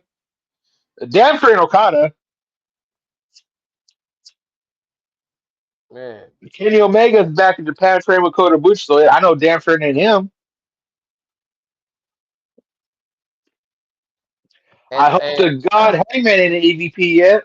Swerve. I don't want to say Swerve got better, like as if he wasn't good in WWE, but the level of promo he's allowed to do in AEW, I didn't get to see that in the WWE. So, Well, like you saying, Mercedes, I don't know what's her. You giving the range, you're giving they giving you the time. I don't know why it's not hitting. you, you want us to go buy the person that wrote your shit? Okay, we went and bought him. We've given you everything. Why the fuck are you turning more people away than bringing people in? You were supposedly one of not the best WWE has had. Yes, some matches have been fine, Your finisher is absolutely dog shit, but nothing, very little that you've done has been productive.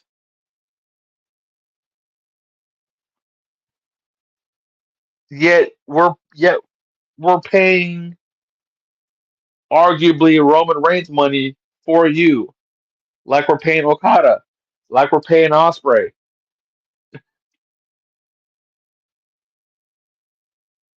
You wanted to be treated like the best. Okay, fine. Where's the return on investment?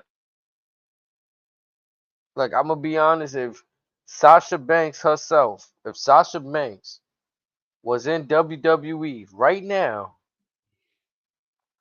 she's not holding the championship on Raw with the landscape of Rhea Ripley, Liv Morgan, Io Sky, all of them women that's out there cooking right now.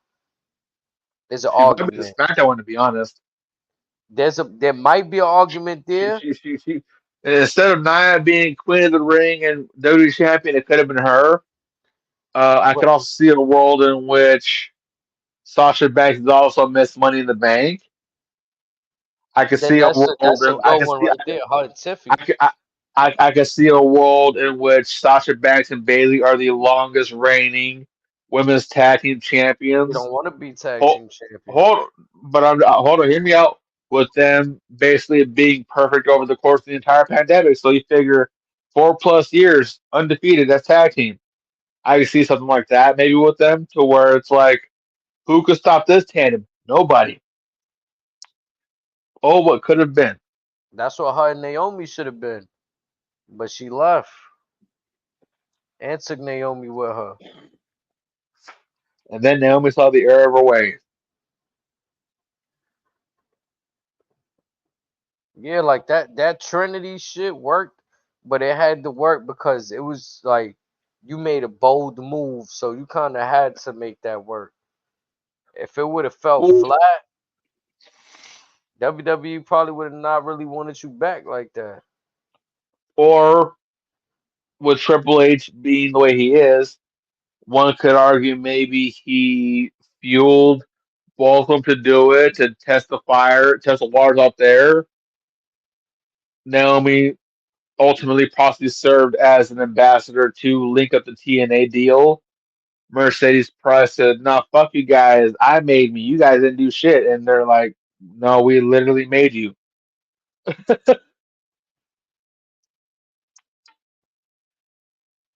And And then that's how that would sell.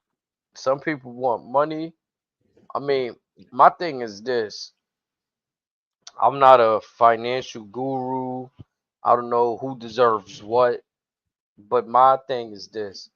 If there's a standard low rate and you're not getting paid the standard low rate, but you want like undeniably, I'm gonna just say Hall of Fame contract level, like where like you asking Brock Lesnar money, you asking Roman Reigns, dude, these are number like as soon as they done, we ain't talking about it. They Hall of She Famers, demanded to be paid more than Charlotte Flair.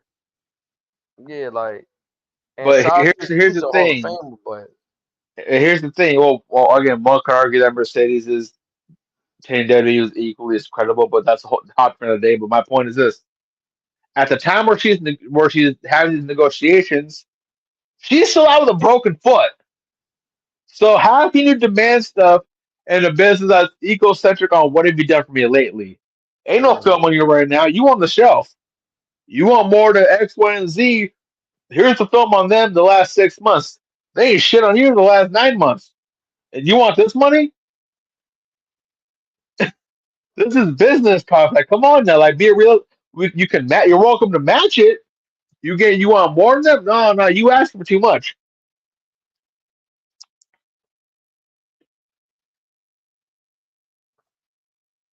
Not for real.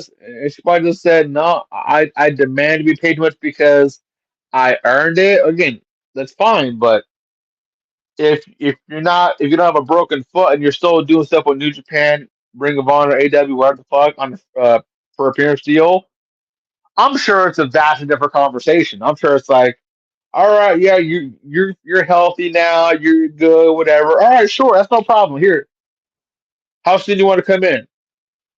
I'm not gonna lie though. WWE is bigger than all these people. They just threw out some dude named Ricky, bro, and the crowd went crazy for Ricky, bro.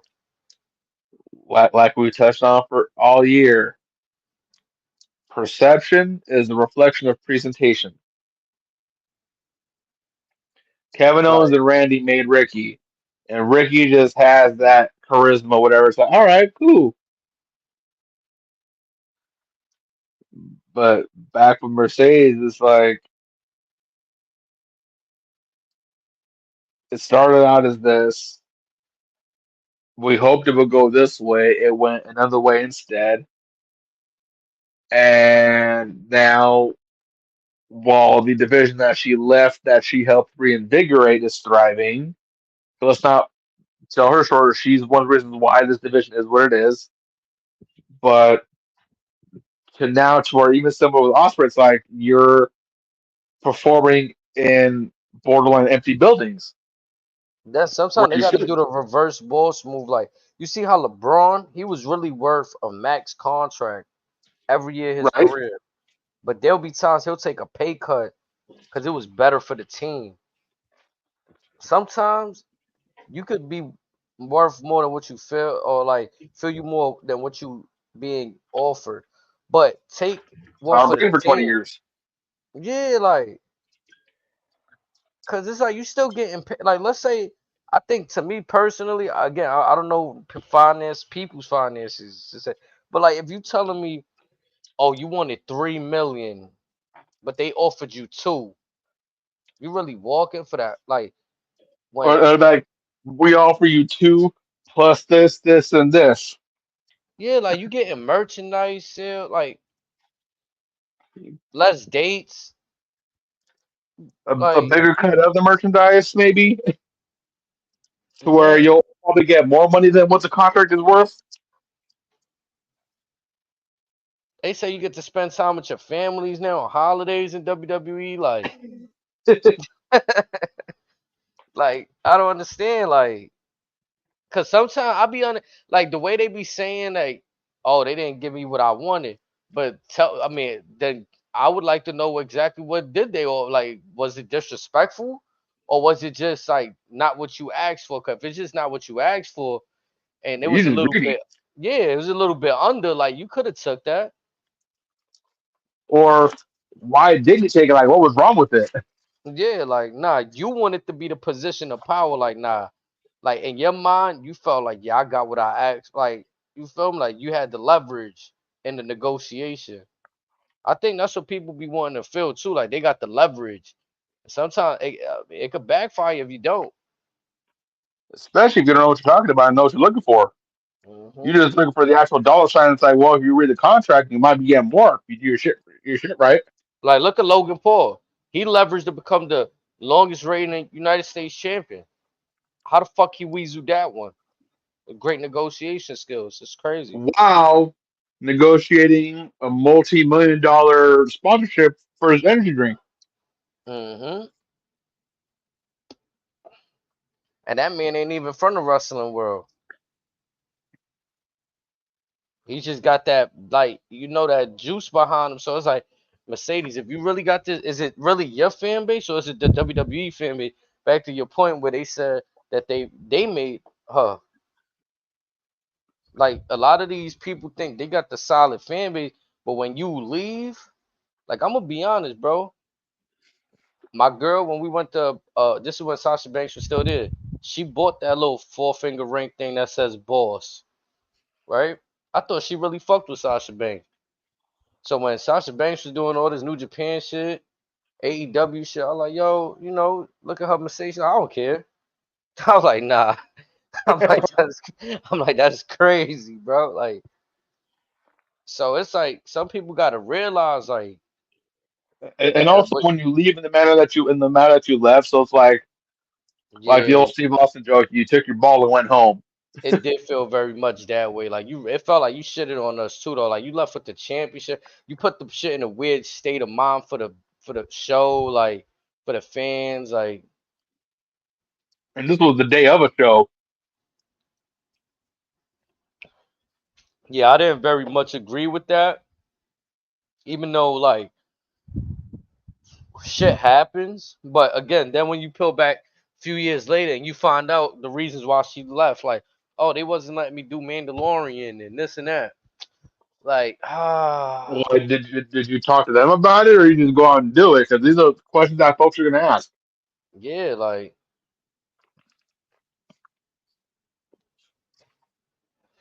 like even the Seth Rollins stuff yesterday, I was like, oh, did he get clearance for I that? saw him get, I saw him getting thrown out of the field. Yep. And then I seen Pat McAfee in the back. I'm like, oh yeah, nah, they in cahoots. I'm like, nah, they got like somewhere they know what they doing, bro. WWE getting some good sponsorship out of this right now. Seth Rollins got his name back out. I mean, the Rumble's going to be there in February.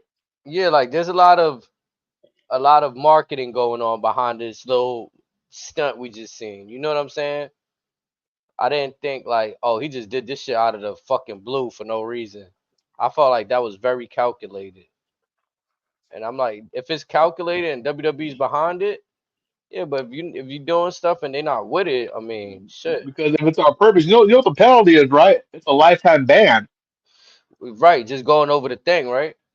Yeah. Yeah, like that's why I was like, what you call it? I seen Pat McAfee over there, and they was in the Colts. I'm like, oh yeah, nah, this is a ruse right here. Like T.Y. Hilton over there, yeah, everybody, yeah, like, and it was done in a fun way. Got some eyes on the shit. When Yeah. Sasha did it, there was really no like. I just felt like she did it. Disney ain't really promote WWE. WWE ain't really. Maybe they said it. Oh yeah, you could catch on the man. Maybe, but I didn't really like. I didn't That's hear one of too those. much out Did promotion you of actually tell them what days you're going to be busy? it. Right. They should have to find out the day of. Nah, and then what we spoke about after, right? Well, where's more Mandalorians? Whatever she got the chance to do whatever she want to do now. Where's all these other projects? Like Hmm.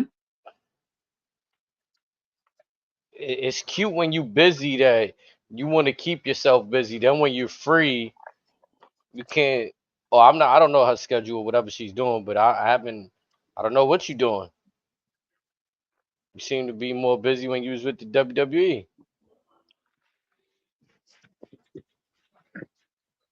Like I think now she's done maybe a couple of comic bit. I know she was at the Niners game with Bailey and Tamina and Naomi yesterday, but aside from that, it's like she ain't been doing shit.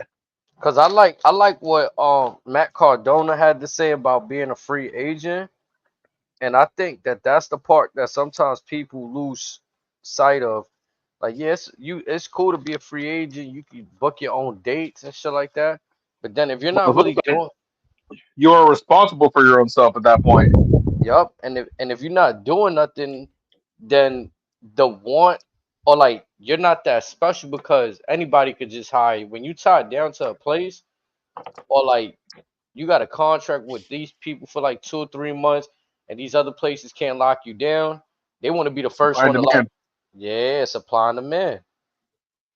Matt Cardona found that out the hallway. He was the indie guy everywhere, and then you get in the calls, but not from the places you want. Like stuff. Is that why he wouldn't mind coming back to WWE? He's like, oh fuck it. Yeah. 'Cause I forgot which interview it was, but he was saying that, and it was basically also referring to why the AEW appearance was just like a one-off when he came in for Copeland, Uh-huh. and yeah, he's just saying like they didn't tie him down, and then he ended up getting injured, and I'm like, yep, that's the unfortunate part too. It's like you could sit there, go on the indies, get injured, But and when not be tied you're on down. your own. Yep, you're on your own. So it's I don't know. Again, I think like WWE has a big hand in. just like any machine though. It's not just I don't want to say WWE. It's just any machine. The NBA, almost anything that's a big machine. Hollywood, right? Like anything that's gonna publicize, market, promote. You're gonna know more about the people.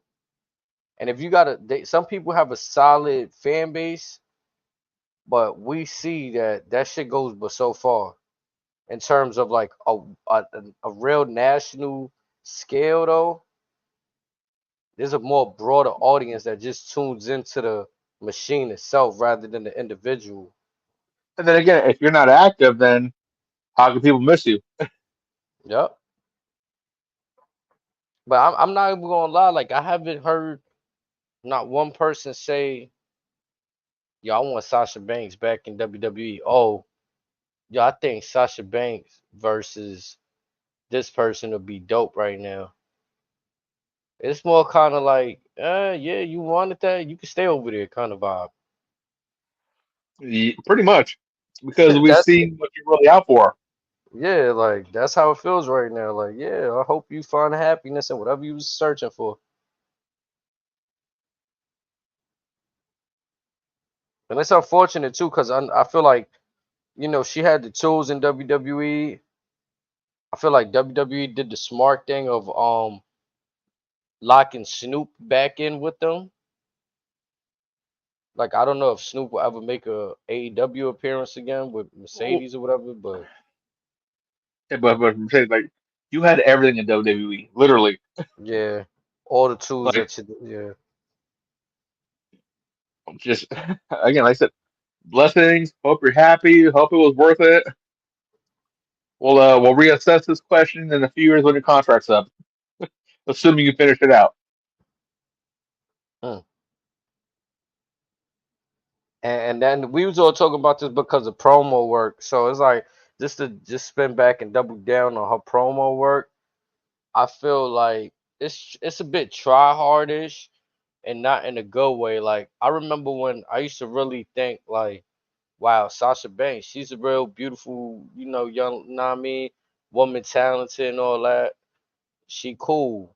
And then now it's go away kind of heat for me. Like you're not even showing the baddie part of you right now. It's more like you showing the annoying part of you. Like just chill. Like you don't even need to be like in the high heels, looking mad dotty oddish for no reason. Like you just looking mad ratchet. Like it used to look cool at one point. Like you was one of the first females out there with blue hair, red. Like you know what I'm saying? Not well, like oh, like Lita ain't have red hair, or nothing. But I'm just saying one of the first with the colored hair. Now it's I knew just she started going down with her when she made her debut in New Japan. She started talking in this fake accent. Like it was just bad. bro. When she decided to spell money in that way in French or whatever language she spelled money in, I'm just like wow. Like you said, then to come along with she tried to do that accent just to just like play the like the luxury, in rap we call that luxury rap. Like she tried to present luxury rap to us, like you know what I'm saying? Like she tried to present some real luxury Rick Ross kind of rap to us. Like chill. She tried to bring out the Basquiat paintings and all of this. Like come on, Like this was her trying to be King Booker type of accent with a for little bit of real. Jersey twang. Yeah, it was something. I'm like man. Like you saw how King Booker switched up his accent. It was something like that.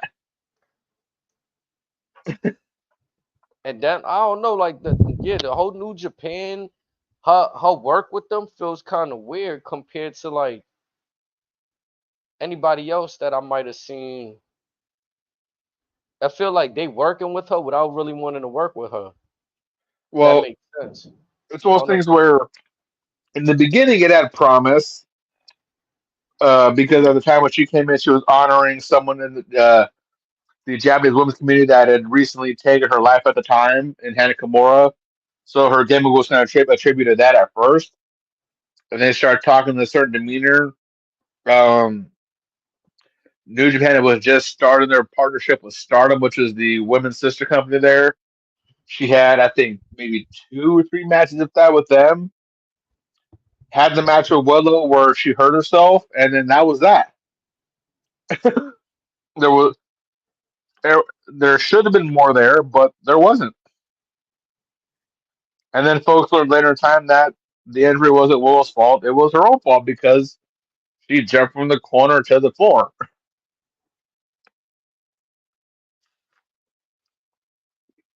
Man.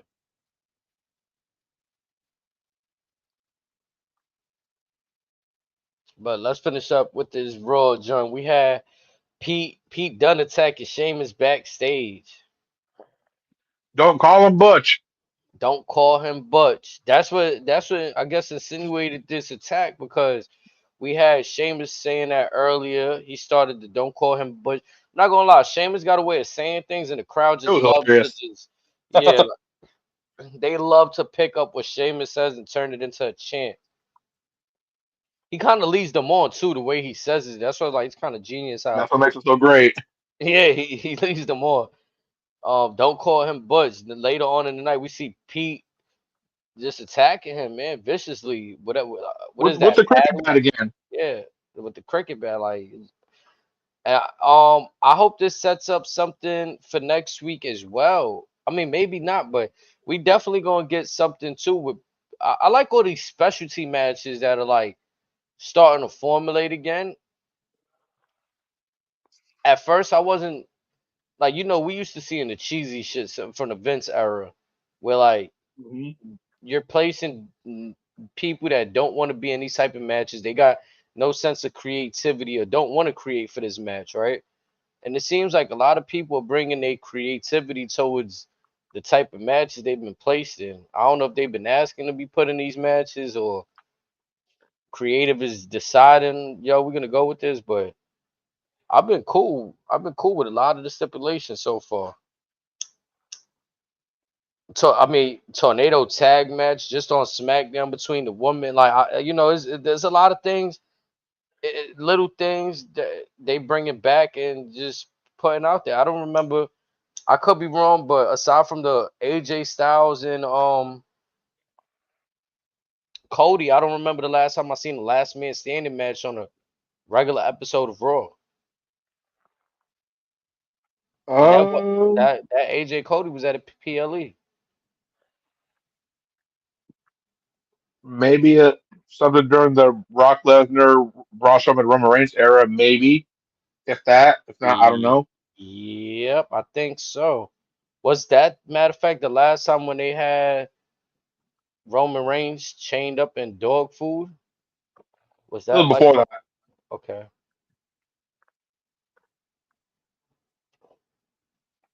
Yeah, it's been quite some time, so I'm glad they doing a lot of different stuff now. They might get to some shit with them.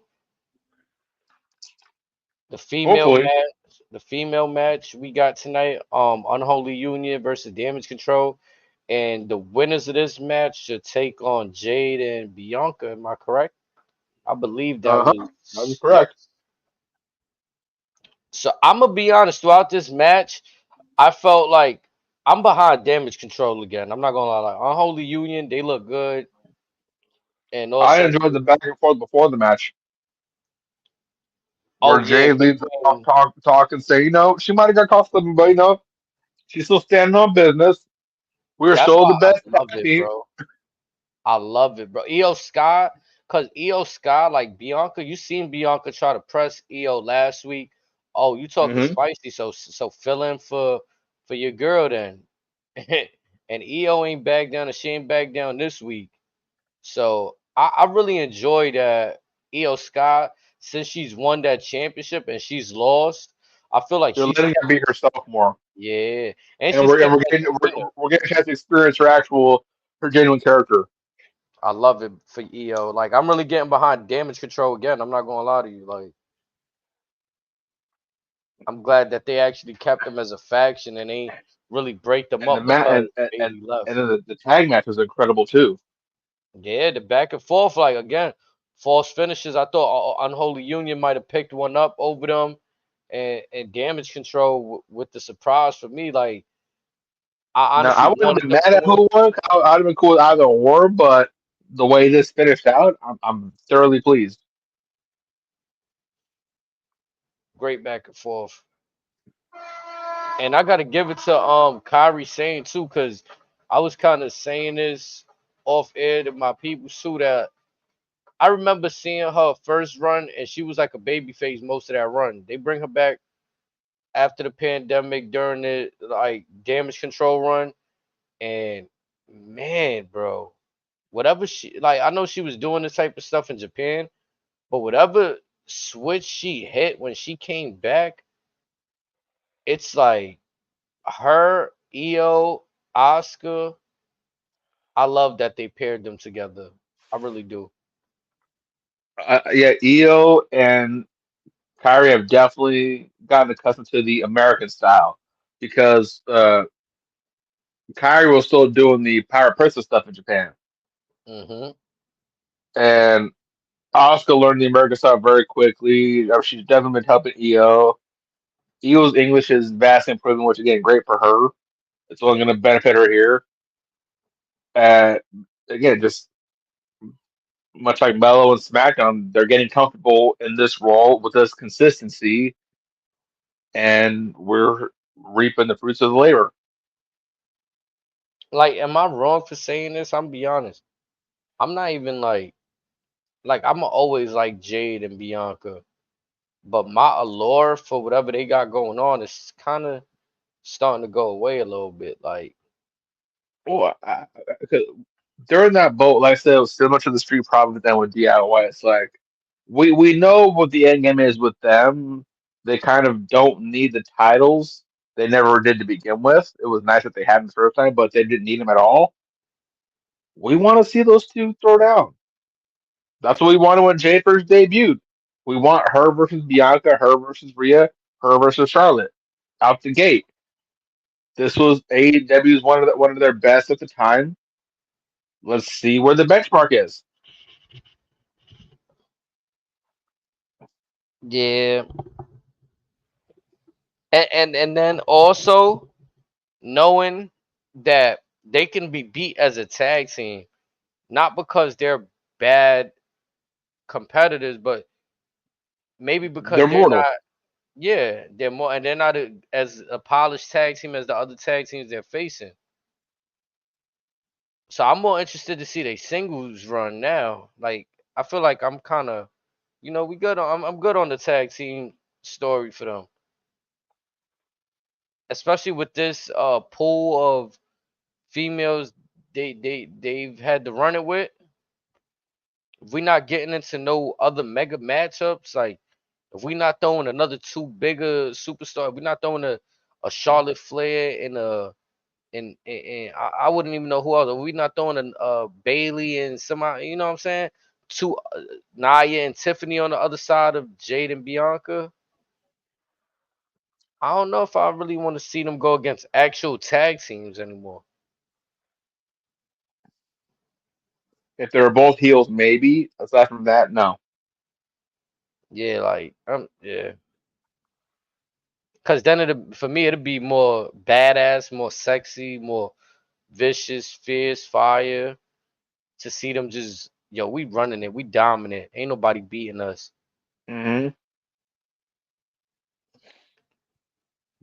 But again, it was what it was. So we're getting what Damage Control versus Jay and Bianca next week. I believe so. I wouldn't even be mad somehow like what you were saying, the other Bronson and that could close the match. The This one could show. open maybe. Yup, maybe, yeah. Hmm. That'd be something. Then the match right before the main event, we got New Day versus American Made. I really hope that like at the end of this, Xavier gets whatever look we want him to get because he's been showing out, man. The last few weeks, I'm not gonna lie, like I know he's not blind, he's not deaf, he's been reading, he's been hearing, He's been seeing, watching, listening to all the Been noise. in the gym. He been eating like he on that Randy Orton diet. The man looks great. He been moving fine. Whatever ailments he had have long healed. Stella got a groove back, folks. This man had a torn Achilles. Am I mistaken? Did he not have a torn Achilles? He had that. He had, I think, a knee issue on the same leg. We don't see And athletes come back from those and move like this. That so what this we call him is Kobe. We call him Kobe the alien. you feel me? Like, bar him and Kobe the only one. We call Aaron Rodgers the alien. This you don't see it. Even like Durant, Kobe right? played. Durant tore his Achilles, and I'll be feeling Kobe like finished the damn game. Durant not even the same player. Like he's a scorer by default. He's 7 foot shooting over people. Kobe tells Phil Jackson, "I just tore my Achilles, but don't worry, I'm good. I'll worry about it Bro, later. I don't even know Let me how that. go. Let me go drop 30 plus real quick. I don't even know how he stood at the free throw line shooting those free throws after that happened, brother. Standing hell, just imagine jogging up and down. You seen what happened to KD? He crumbled.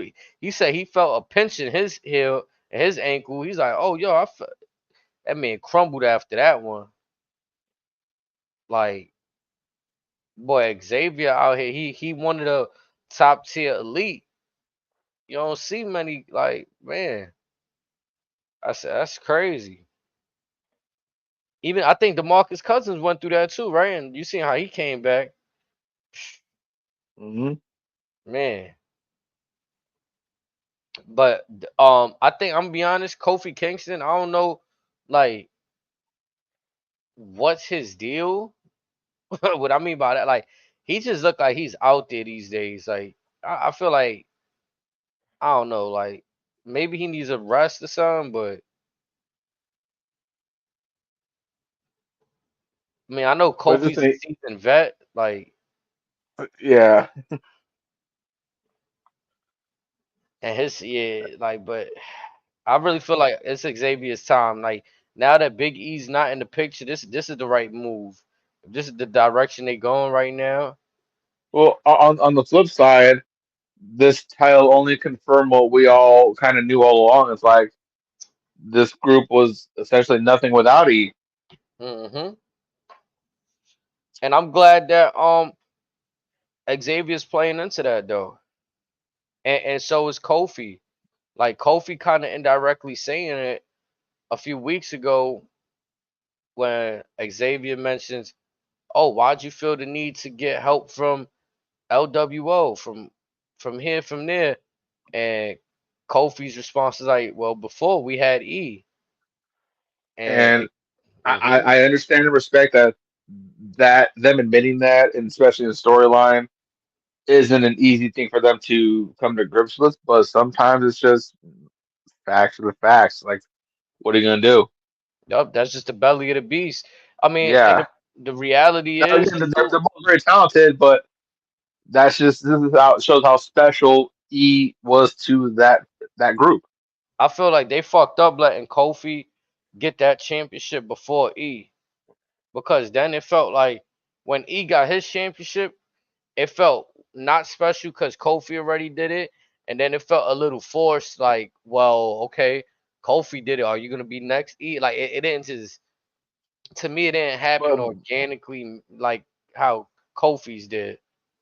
and once they gave E Money in the Bank, we all saw the writing on the wall. Yep, Like, yeah, I mean, this is great, but he should have been the dude all along. especially when he was running with Dolph Ziggler. I'm gonna be honest. Uh huh. Oh, he He was had money then. money. Dolph, and AJ. Yep, and they gave him I think a IC belt at that time too. Yep. But even so, like that intensity, you should have seen from there that when it was his time to run wild, Kofi should have not won that championship before him, in my eyes. And then you, like you And said, that was once you give also him the Money to Bank, you this gave man was E also that. one of the first. He was one of the first NXT champions too. Yep. His NXT gimmick was always boost. I need 5. It was like that old King Kong Bundy. Hmm. The master of the 5 count. Yup. I always thought that was cool right there. Yeah, Big E. And then now, like right now, like I think the only thing that Xavier got going for him is that sometimes the good old saying, you save the best for last. Like, yeah, Kofi had his time, E had his time, but if done right, your time could be, it might just be even more special than theirs, to be honest. Because This is true. their time came at a weird time. They came during the Vince Weird era. Like, he got a chance to actually, he's working. He could actually fight and scrap and possibly get one of those championships. So now the question is with Woods, after him and Kofi have that breakup, then where does he go?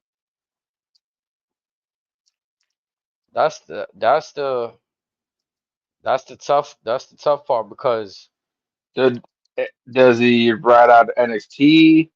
Does he stay on SmackDown? do you do something drastic with Do- his Does look? it? Does he go back to TNA? I think he could stay on Raw, but he got to be dominant. Like I think he's been dominant.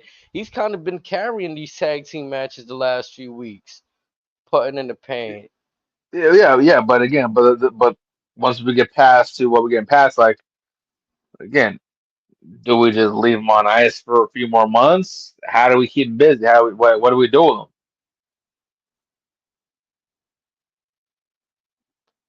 I think he him? got to And just go fuck with everybody that's been in his line of sight for the past few months. He got to go at Karrion Cross, get a win on him. He got to go fuck with Otis just cause like test his skill against him, see if he could. You know what I'm saying?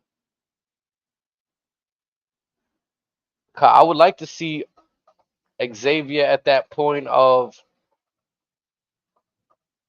he's overthinking shit so much that he's imploding. He just he's thinking so irrationally, but it's working for him. Like he's getting the victories. I would really okay, like to see that for him. so call me crazy, but say Jay gets past Braun, do you see Woods knocking off Jay as they rekindle their rivalry technically? Man, you know how special that'll be for Xavier too. That they had the story rivalry as a tag team, and then he knocked him off as a singles competitor after Their Jay just got respective his look. groups have been going at it for the last 15 years. Hmm. Jay finally got his first crack at singles gold. Will now be Woods' turn. If the crowd could get behind, well, that'll be. See that's the thing.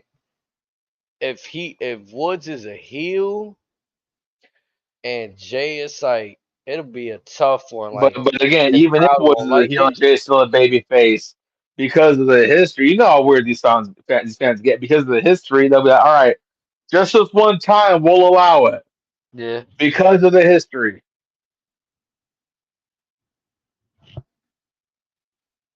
Hmm. But also before the main event, we saw Woods get a little mouthy with Rey Mysterio. Yep. Again, I like how he's overthinking shit. Oh, why don't I matter? Because I'm not a world champion, or I'm not a former world champion, and Finn Balor was, and you were, and Kofi is. That's why Kofi, you get to Oh, say something. Kobe's the world champion too. Yeah, I'm the only one that's not a world champion. Oh, you're a Hall of Famer. Oh, whoop you do. I And really then like have that for him. and then turn to Kofi. You saw he was disrespecting us. I ain't taking that. I like that for him because Xavier's finally he's reading the room. He's not just accepting happiness. Also just to go back to the segment earlier, he when he mentioned the Kofi. Those things were good when we were winning championships. Uh-huh. Like and there's always been what we said before when the New Day first started. He was the one cutting the promos. He was the one leading the charge. So Yep. I'm glad to see him getting his crown back, so to speak. And let's not forget, the New Day started as heels. Hmm. Would you be mad if he created his own New Day instead of just going on his singles run? That's kind of been the big problem. You don't have any New Day anything without Big E Langston.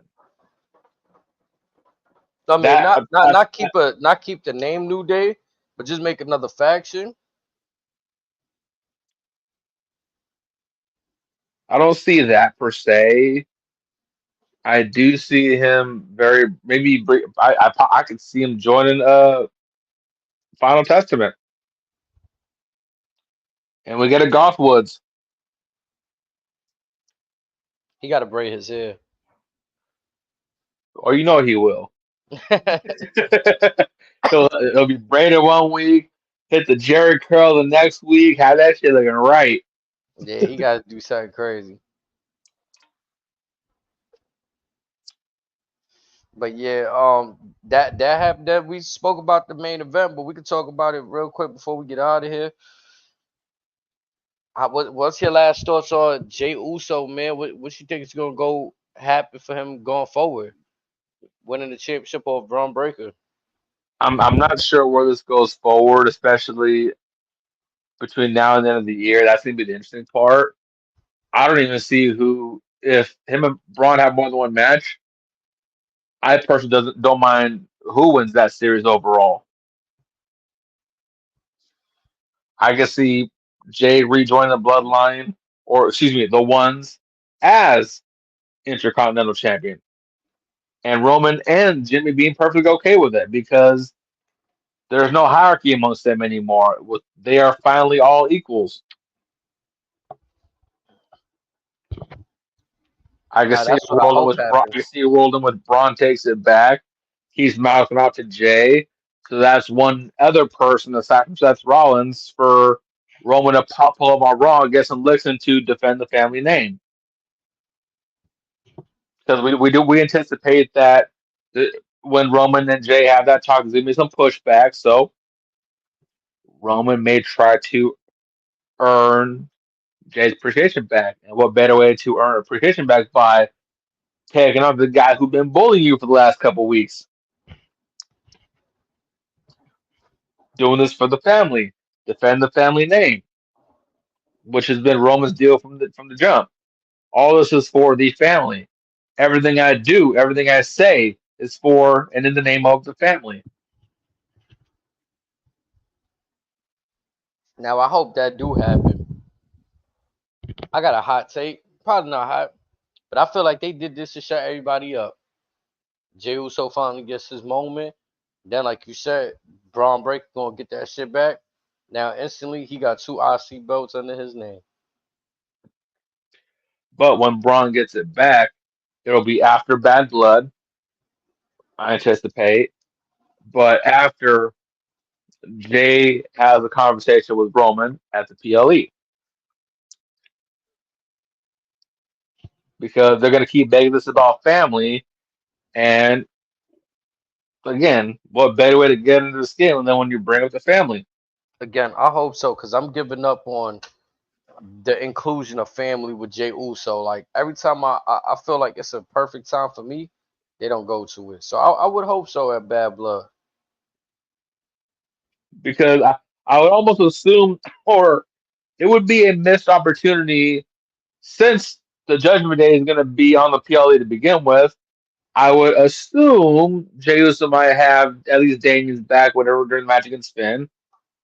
And if he's going to be there, Cody and Roman are going to be there. I can see Jay having two separate conversations with both aforementioned men at different points of the show. I would be surprised if both of them talked to him at once. Mm. That would be absolutely ballistic. Like, We really set up a swerve, whatever, to when Cody turns heel. Like, what we really do? Like, what are we doing here? Right.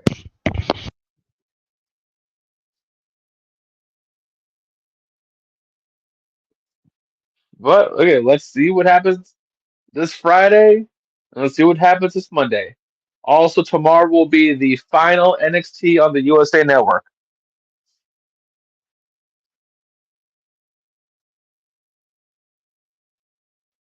Final NXT. Yes, sir. You know what? Next I week. think also this Wednesday we got the Mr. McMahon on Netflix, if I'm not mistaken. I don't know how That's many right. episodes are dropping. I heard six. Mm. So you think it's some bonus content for the folks? Oh hell yeah! Now I don't know. Are they dropping all of them at once, or is it like three? Like I I, don't know I, what's I, the rollout. it might be one a week. Okay, so yeah, we could definitely like give them a drop every. You know what I'm saying? Recap on the episode like we was doing WCW. Hmm. Yeah, because like I said, that's this Wednesday. Me and wifey definitely looking forward to it, so I'm gonna take time out to watch that for sure. See, Vince put out a statement on Twitter. Did he? Yeah, I think I sent it. I sent you what he said in the group chat. What he put. Let's see if I can find it real quick. Oh, I see it right now. Yep, I'm about to click into it. I don't regret participating in this Netflix documentary. The producers had an opportunity to tell an objective story about my life and the incredible business I built, which were equally filled with excitement, drama, fun, and a fair amount of controversy and life lessons. Unfortunately, based on the early partial cut I've seen, this doc falls short and takes the predictable path of conflating the Mr. McMahon character with my true self, Vince. The title and promos alone make that evident. A lot has been misrepresented or left out entirely in an effort to leave viewers intentionally confused. The producers use typical editing tricks without of context footage and dated sound bites to distort the I am viewer's not a crook. perception. In an attempt to further their misleading account, the producers use a lawsuit based on an affair I ended as evidence that I am, in fact, Mr. McMahon. I hope the viewer will keep an open mind. Remember that there are two sides to every story. I mean, how you And feel about that? well, what I found interesting was so a rumor broke out late last week that a lot of folks within WWE weren't necessarily happy with the levels of digging that Netflix was doing for the documentary. So we might be getting some shit that's never been mentioned before. Yeah, We may get some names dropped that essentially could help the Janelle Grant lawsuit. Who knows what's going to come out? There's also the theory that this could just be The Rock just selling people short because he knows everybody. Who knows? It's going to be interesting. I feel like Netflix.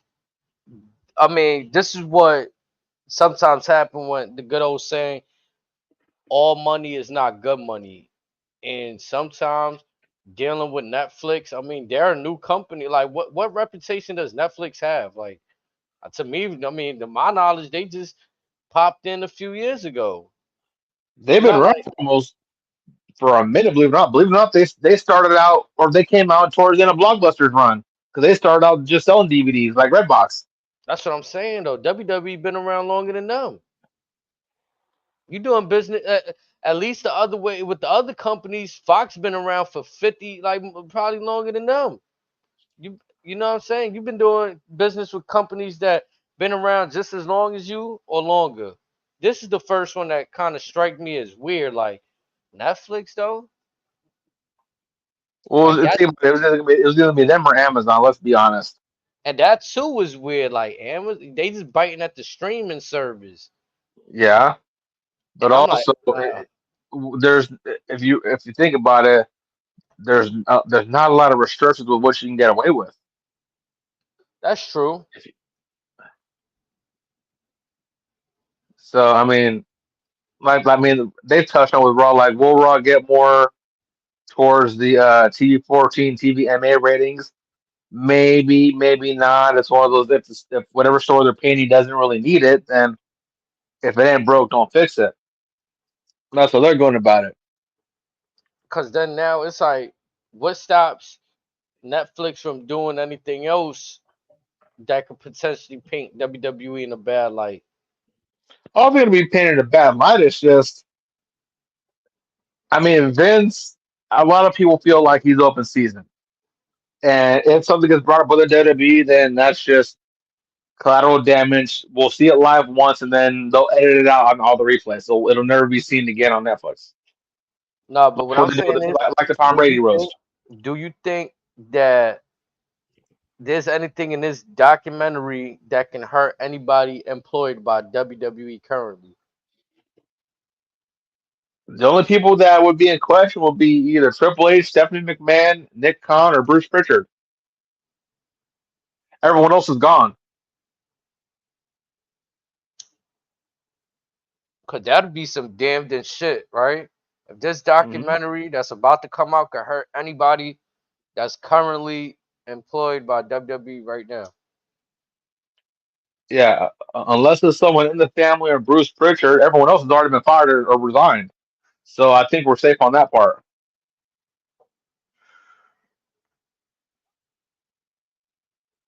For the sake of what's been going on, I hope so. I hope we safe, man. Because we don't need no Diddy level things emerging from this documentary. After so Netflix could just say, "I paid $5 billion to end WWE." That'd be the craziest shit though. Hmm. Fucking so we got who runs Netflix? Is Tony Khan friends with them? Like, what's going on here? I doubt that. But then Like, again, The Rock knows everybody, so again, maybe again, if it's either gonna be anyone in the McMahon family or Bruce Prichard that gets hurt because again, Rock's never really seen eye to eye with Triple H. He's technically Triple H's boss now. Who knows? But hopefully, it's just if it's a piece of the fuck you to Vince, I guess. I do. I'm just trying to be like, look at things from like, I do think Vince did some crazy shit. I don't know, to be factual, like he's still going through court whatever. But what I'm saying though is he does have a point in the fact that me as a wrestling fan, the documentary is saying Mr. McMahon. Like the actual, like that was his screen character, on air character, Mr. McMahon. So when he But writes that statement, he can, like, they leave little room for people like Vince to be literal and say shit like that. true. Cause that was his character, Mr. McMahon. His real name is Vincent. What is it, Vincent Kennedy? Yep. Vincent Kennedy McMahon. You should have said the Mr. McMahon, the Vince McMahon story or something. Well, Like, did you ever watch that DVD, the Self Destruction of the Ultimate Warrior?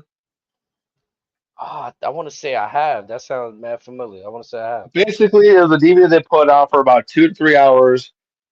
Vince paid folks just to badmouth the Warrior, Mm.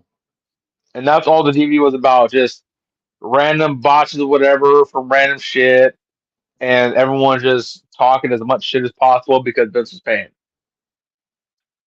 This could very well be a piece in the direction of Vince, or again, where folks weren't mad by what Netflix was doing for the documentary. That could be something as simple as Netflix paying folks extras for appearance segments to badmouth Vince. Hopefully Yep. that's not the case, but that could very well be a thing. No, and then if they lightly throwing it under Mr. McMahon, then they can easily talk shit about the Mr. McMahon character.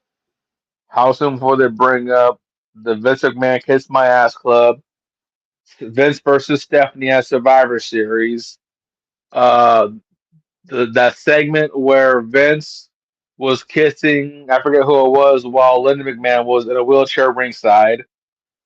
Uh, let's see what else. You name it. Anytime he flexed his ass muscles, Vince created twerking. I'm gonna go on and say that. I think Vince was the first person twerking out there before twerking was a thing. Vince making fun of Eugene. There's so much stuff that we could bring up over the years, even stuff recently. Jackson, FTR basically shaving their backs. The Usos giving them itching powder. Uh, telling Mox that he wished Roman would die of leukemia. Shit like that.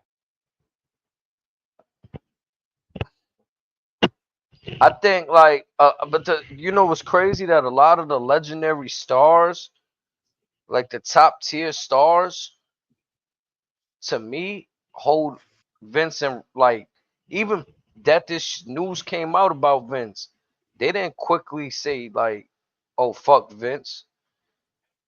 And Well, to me, that's like it's quite telling. Like you got a 50-50 split. You got some people that was already salty at Vince, and then some Vince loyalists. Like it's kind of crazy. but also maybe they remember for what Vince used to be. That could be a thing too. My thing is too, and I hate to say this, Or Vince was just paying that good. it's not many bosses I met that you're designed to really be friends with or like. Like a lot of bosses, especially they savvy, they business savvy. They might come across as and whatever crimes he's committed until I find out that he's actually guilty. I'ma just speak on the business ethic. I think Yeah, he did what he had to do as a businessman, and it rubbed a lot of people the wrong way. but some folks respected his gangster about it. They're like, okay, he was cutthroat. Hmm. He goes after certain things for reasons only beknownst to him, and it's either you play ball or he's gonna put his dukes up.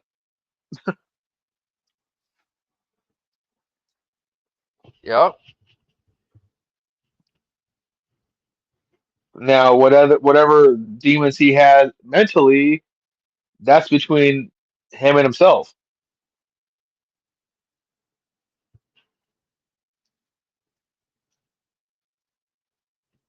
It's just like, yeah, that's the other flip side of the coin right there with Vince. That it's like whatever they saying that's in the dark, it shall come to light eventually. And like you got some of the people like look at Cena, right? Like he's been on record to say what he don't agree with Vince has done, but he still keeps in communication with him. Like there's Yeah, still some because he's looking at it like, all right, I'll take your word. I'll listen to their stories. For your sake, I hope you're telling the truth. and I give it to Cena though, because in this day and age, you know how many people could have gave him shit just for saying that shit publicly? Like, Yeah, and Cena's argument could be, well, this guy gave me the life I have today. He's paid me. He's taken care of me for the last 20 years. The least I can do is listen to his side of the story, yeah, and and yeah. you can't fault somebody for that. And then look at Taker. He's been loyal to whatever Vince wanted to do, down Taker to stayed through him through the darkest days to where they almost went belly up several times. and even in the brightest of days, he had to do the good old jobs to Brock Lesnar and get concussed in the middle of a ring and become a shell of himself, damn near. Like, you know what I'm saying? He did He everything for was Vince, Taker was the only guy from that original that original crop that never went to WCW. man. Once Taker got to WWF, he stayed. Everyone else is come and gone. So just by them words alone, like I hate to say it, but Vince can get away with the little technicalities of trying to get away with. Yeah, I mean, I was in it. But that's also a character I play, and he's very genius by naming the character Mr. McMahon, because over the Hmm. years he's separated the two. Yeah, I mean, I'm Vincent Well, Kennedy McMahon, but one could say he's separate. The other one, others can argue that he's one too. he forgot who the other one was. Yep.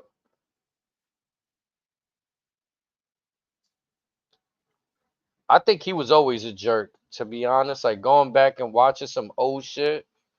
I mean, maybe it's not even a jerk, but again, it's the business savvy, right? I was watching how his father didn't run the WWF based on contracts. It was on handshake deals, and Vince started introducing contracts. Like his father never Hmm. did that, and it's like this is But way before a Mr. McMahon character. Like, that if you remember back in the day, you shake a man's hand. There's your contract right there. yup, your word. That's back when word was born. Handshake agreement meant everything. And then if you weren't serious, you were never doing business ever again. That was just the code. Mhm. Vince changed everything, making contracts, which again, one could argue it's a bad thing, one could argue it's a good thing. To me, for him being the business owner, it was the best thing. It took the WWE to where they at now. Like, And then that influenced Ted Turner to step his game up, which then fueled Eric Bischoff to beat him for a year and a half, which then gave us Austin, Rock, Taker, Triple H, Shawn Michaels, and company to further on, which gives us what we have today. hmm And then even through the bad, the first time after WCW goes down, we get TNA. Then it like goes down in 2016, whatever. We get the talks of AEW.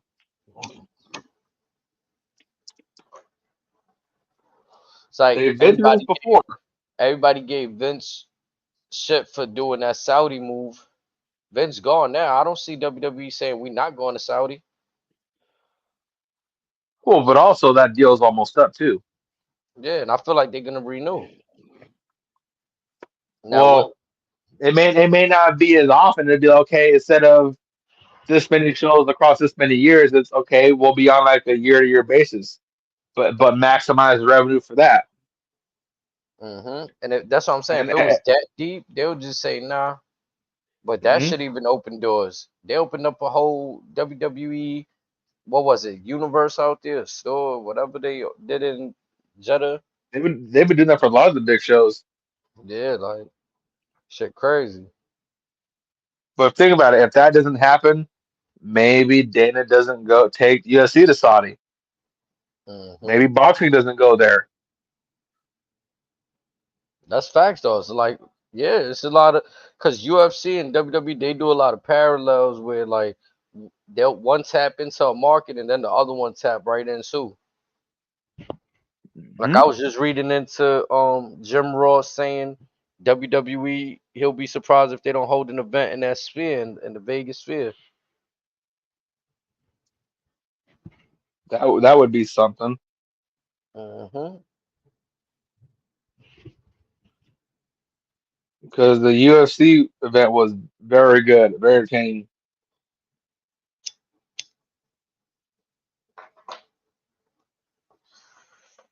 That shit do look crazy too. Or how soon before Mania goes to Wembley? You could tell me they won't be able to put 80 plus thousand people in that venue?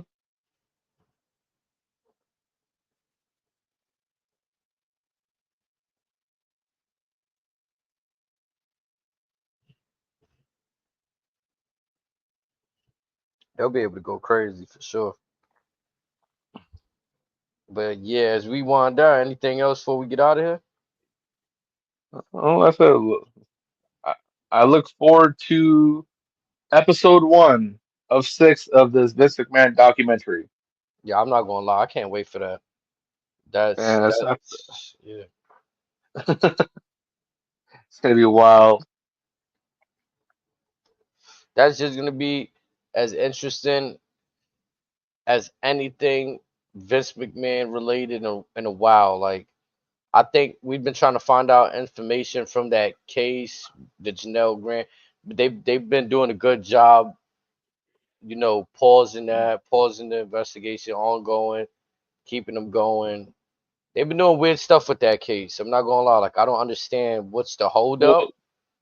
Well, no, they've been going back and forth, but no, but supposedly this will have this supposedly has nothing to do with the case. But Yeah. again, who knows? But this so far is more anticipated than the death of WC or who killed WCW. This is more anticipated than Dark Side of the Ring because of the new deal with Netflix and because it's Vince.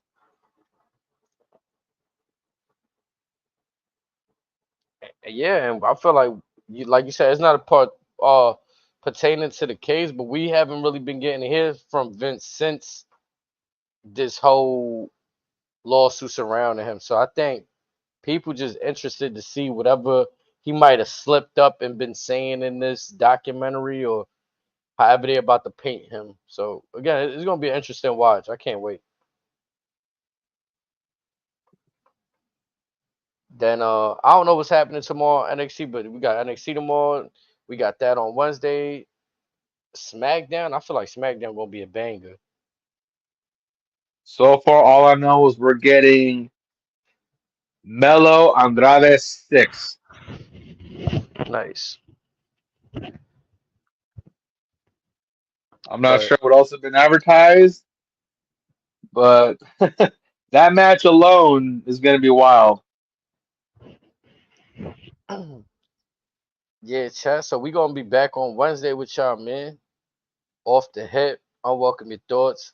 My brother Razor, my brother Snake Eyes popped in and went off on Rikishi. That shit was funny as hell. Man, I gotta go back and check that later. That shit was funny. But y'all I'll have a put that good on night, man. TikTok. Yeah. Facts. We gotta throw that one up. I appreciate you guys rocking with us. Y'all have a good night. Everybody take care, lock in. We gonna send y'all off with the good old song, man. Y'all know how it is. Let's get right. Chilling at the head of the table where the bosses sit, stunning everything in sight. Whether it's in the bloodline or corporate, walk me out the arena, big smile on, handcuffed by officers. Hold on, wait, I think Hold they on, lost wait. the script. We got some shooters, pow, it's off the hip. We got some shooters, pow, it's off the hip. Chilling at the head of the table where the bosses sit, stunning everything in sight. Whether it's in the bloodline or corporate, walk me out the arena, big smile on, handcuffed by officers. Hold on, wait, I think they lost the script. We got some shooters, pow, pow, this, off the hip, pow, this, off the hip, this, pow, this. Chilling at the head of the table where the bosses sit, stunning everything in sight. Whether it's in the bloodline or corporate, walk me out the arena, big smile on, handcuffed by officers. Hold on, wait, I think they lost the script. We got some shooters, pow, it's off the hip, pow. I got some shooters, pow, it's off the hip. We got some shooters, pow, it's off the hip, off the hip. Chilling at the head of the table where the bosses sit, stunning everything in sight. Whether it's in the bloodline or corporate, walk me out the arena, big smile on, handcuffed by officers. Hold on, wait, I think they lost the script. Walk me out the arena, big smile on, handcuffed by officers. Hold on, wait, I think they lost the script. Walk me out the arena, big smile on, handcuffed by officers. Hold on, wait, I think they lost the script. We got some shooters.